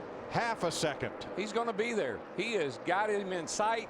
You get a little draft here, so you're going to get a little suck down that back straightaway. Steve Letarte knows it too. He's a little worried. Since Jeff Gordon came to Sprint Cup racing, he's never gone 47 races without a win since 1993, and now it's 0.5 second still. But I think the good thing now is there's not a lot of traffic in their way. There's one more car up there, but I don't think they're going to catch it. And Jimmy Johnson, I think, he is trying to wheel his car up there because it's not handling as good as Jeff. I think he has sucked everything out of it that's there. Jeff just gets off the corner so good. They're coming to 2 laps to go. And Greg Biffle has caught Tony Stewart for 3rd as they come off turn number 4. There's that battle on the right side of your screen. Biffle coming hard, but he's going to run out of time to catch the leaders. But I think Darrell's right. There's some fairly clean racetrack in front of Jeff Gordon in the 24 car. He gets that same good run off turn 2. Actually stretches it out just a little bit. He's better off turn. Jeff Gordon's better off turn 2. But Jimmy Johnson is much better down here in 3 and 4. And they run a little bit different line down here. Jimmy runs a little higher, gets a lot of momentum, and really closes right there. But he isn't going to get there in time, although there is a couple of lap cars up here. Kurt Busch has passed Jeff Burton. That's for the 8th position as we're on the final lap. That 43 car is going to be right in Jeff Gordon's way. It's right where he likes to run. It's going to slow him down a little bit. I don't think Johnson's got enough speed. He's going to go high down here in 3 and 4, try to get a lot of momentum off of turn 4. It's going to be too little too late. But he packed her down into turn 3 and 4, but like you say, it's just not going to be enough. 17 tries at Texas. 17 is the lucky number for Jeff Gordon. He finally wins in Texas. 2 times 24. 40. Pit crew, y'all better pat yourself on the back, boys. That's what we're talking about. That's the way to do it. Jeffrey, I was proud of y'all today, man. You drove just a hell of a race. Yes, he did. Behind us, he don't make it easy, does he? Where'd he come from? You beat them boys in a place like this. You've done it. Proud of this team. Proud of all the work y'all put in. Y'all deserve it. Not since October 2007 at Lowe's Motor Speedway has Jeff Gordon had a chance to drive to victory lane in a NASCAR Sprint Cup point race. It's his first victory in his last 48 starts, his 14th win on a 1.5 mile track. And he remains 6th on the all-time list in wins, one back of 5th place with his 82nd career victory. Cale Yarborough just ahead of him now. It's the 176th Sprint Cup win for car owner Rick Hendrick. But I'm going to tell you what, I think Steve Letarte and Jeff Gordon towed the tail. That race was partially won right there on pit road. That's his 10th win with crew chief Steve Letarte. I'm anxious to see what kind of burnouts the old boy can do, because he hadn't done any for a while. No. In fact, didn't he kind of used to be anti-burnout? Yeah, he used to wouldn't do this. He thought it was he's been saving this one up for a long time. He thought it was mere child's play, but I think children like to play when they're having fun. And I am sure she probably is present, but remember, Ella Sophia, his baby, has not been to victory lane in a points race, only at Daytona in a qualifying race. She better be here. You've been to that movie before. I have, Well, you know, everything's bigger in Texas. Big Daddy is going to victory lane. Big Daddy, he's the man. Yes, you guys got me a win in Texas. I love you. Woo! Jeff Gordon with Steve Letarte, his crew chief, cheering him on. Gordon said, Texas, one of those places on my radar. I want to turn things around and conquer it, and he did today. Welcome to the Lipitor post-race show and NASCAR on Fox as we come to you live from the Great American Speedway. And Jeff Gordon in victory lane, a feeling he hasn't had in a while, Steve Burns. All smiles down here, Chris Myers. Jeff Gordon celebrating. Big smiles from the moment he pulled into victory lane. He's got that checkered flag. Jeff Gordon, you've had close calls here. You've had hard knocks here. What does it feel like to pull into victory lane on your 17th attempt at Texas? Well, first I want to say hi to Ingrid and Ella at home, and I know she was saying go Papa go all day long, and I hate that they couldn't come with me this weekend, but how ironic is this, and I love you guys, how ironic is this that, you know, we go on this streak and we end it here in Texas, a place that had just eluded us for so long. This was an incredible team effort. This whole year has been amazing, and what a great car. I mean, we've never had a car like this at Texas, and we finally had one and put it in position. I got to thank DuPont. I got to thank National Guard, GED Plus, a great program that they have on board this weekend. And, of course, Pepsi, Quaker State, and I don't want to miss anybody else. Yeah, it's been a while since you've been here, 47 races. Too I want to make sure I don't miss anybody. Siemens, Freightliner, Bosch, Pure Later. I got to say hi to Rick. I don't think Rick's here, and I got you those 6-shooters, buddy. I got you those 6-shooters there, buddy. Is that Rick? Hey, boss. I lost him. We lost him. We lost him. I don't know what happened. Jeff, you talked about a great race car. What was the key to winning this race? Well, you know, we had to tune on it. I mean, we took off there. We were fast at the beginning, and I got the lead, got some bonus points, but it was really loose, and we started fading. And we made an adjustment. We went too far. I mean, Steve Letarte, I love this guy. He's a great crew chief, and he listens to me, and I was probably complaining too much, so he over-adjusted because of how I was talking, and we got tight. But, man, did he tune that thing back up, and the pit stops were amazing. This whole DuPont Chevrolet crew, National Guard, everybody, this has just been an incredible year that we're having. And how about my teammate, man? This guy just won't go away. I was like, where did he come from? It was unbelievable. It's so special to win here at Texas. I'm just thrilled. I can't wait to get home to Ingrid and Ella. And, man, what an amazing day it's been, and I'm just really thankful. Enjoy the win, Jeff. We will. Let's go to Trying Chris to get Myers. on to Rick Hedrick on the telephone there. And the top two finishers, as Mark Martin congratulates Jeff, 1-2, and are 1-2 in points. Jeff Gordon with the lead over Jimmy Johnson, his teammate who he referenced moments ago. Let's check in with Matt. Jimmy Johnson brings home the 48 car in the second position, all the way back to 18th. Was this the best example of never give up? Yeah, never give up. You know, we worked hard on this race car, and it also shows how important track position is. Our car was off, wasn't the best, but we made it really, really good for the end. And then you get closer to the front, you pick up 3/4 of a second. So just very, very proud of this race team. Very proud to have cool schools, tools for cool schools, and whatever it's called. I can't even remember right now. My mind's in racing land. But thank you for being on the car. Thank you to Cobalt and Lowe's, and congratulations to Jeff Gordon. He worked hard for this one. A 1-2 finish for Hendrick Motorsports here in Texas. Tony Stewart with his second consecutive top 5. What was it like out there today? It was fun when the track was at its warmest period of the day. We were on old tires. We were really fast, and when everybody got sliding around, that's when we were at our best. We just couldn't take off on the short run, but really proud of this Office Depot Old Spice team. They did a great job today, and we'll keep digging. He keeps finishing in the top 5. A win is soon to happen. Well, we talked at the start of this race how sometimes emotion is missing with drivers. Greg Biffle, I know you're full of emotion right now. Yeah, I am. You know, it burns me up. This is the second time. We probably should have won a race. California, we had a really good car, and I got on the air hose in the pit box. And today, I'm not sure what happened. We lost a little bit of time on pit road, and we got all the way back to 4th. So that was a great run for the 3M Ford Fusion. You know, we did really good on adjustments on the car today. Greg Irwin did. But just wish we'd have been, you know, had a chance to race them at the end. But I wanted to shout out everybody. Monday night, 9 o'clock, GregBiffle.com, doing a radio show. So check it out. Problem in the pits, but he fought his way back to a top 5.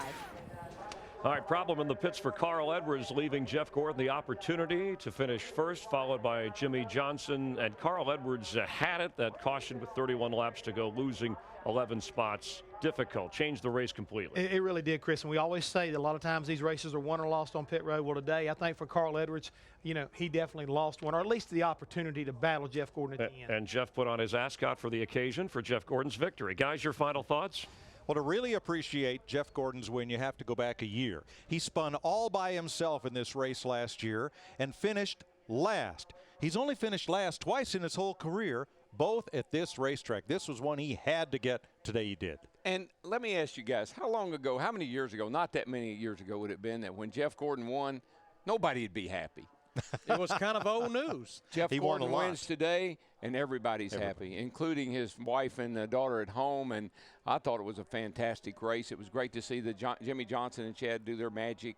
A lot of guys got good finishes today, Larry, that really needed them. Well, when we came on the air today, we talked about the unknowns of this 500-mile race at Texas. One thing that was not an unknown was the fact of how dominant that Roush Fenway had been at this place, winning 7 of 16 races. But the problem is those 3 teams in particular, the 99, the 16, and the 17, collectively, they led over 150 laps. They led almost half this race. But as Jeff Hammond just said, they didn't get beat on the racetrack. They got beat by mistakes on pit road. We just interviewed Greg Biffle. We certainly know the problems that Matt Kenseth had late in the race. Carl Edwards finally overcame it and then had another problem on pit road. So there's no question the downfall of the Roush Fenway group was not on the racetrack today, unfortunately on pit road. But did you notice Hammond, he now has no hat or cattle. So he still has a scarf, though. Hey, add to this a nice lead lap finish for Stremme, Menard, and Hornish. Good day for those 3, Chris. Got a good day by you guys. A nice little Easter break. We look forward to Phoenix. Who knows what Jeff Hammond will have his Easter Bunny outfit. We'll have Jeff look ahead to Phoenix. We'll show you the final finishing order and the points when we continue live here in Texas. I never thought it could happen to me. Heart attack at 53. I had felt fine. But turns out my cholesterol and other risk factors increased my chance of a heart attack. I should have done something. Now I trust my heart to Lipitor. When diet and exercise are not enough, adding Lipitor may help. Unlike some other cholesterol-lowering medications, Lipitor is FDA approved to reduce the risk of heart attack, stroke, and certain kinds of heart surgeries in patients with several common risk factors or heart disease. Lipitor has been extensively studied with over 16 years of research. Lipitor is not for everyone, including people with liver problems and women who are nursing, pregnant, or may become pregnant. You need simple blood tests to check for liver problems. Tell your doctor if you are taking other medications or if you have any muscle pain or weakness. This may be a sign of a rare but serious side effect. I was caught off guard, but maybe you could learn from my story. Have a heart-to-heart with your doctor about your risk and about Lipitor.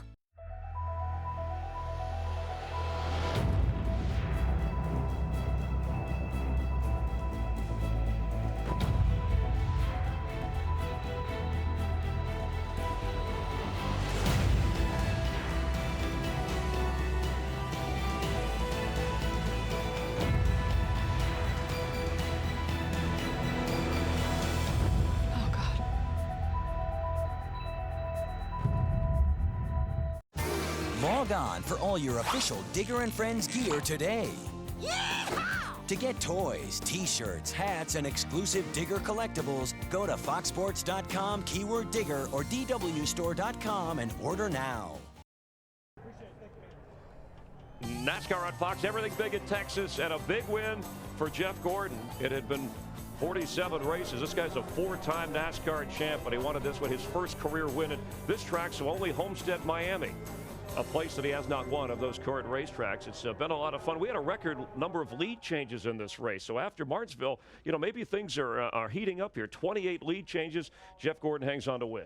Well, the first thing is, this is a Texas tie. And, right. Yes, I believe we're going to wind up having a great battle, especially going into Phoenix next week, where Jimmy Johnson won there a year ago. And here Jeff Gordon, he has won at Phoenix, but he's got some momentum on his side right now, folks. Being the points leader, I think this guy, you got to watch out. He gets hot. He can stay hot for a while. Well, his teammate who he fought off, Jimmy Johnson, has won the last 3 races in Phoenix.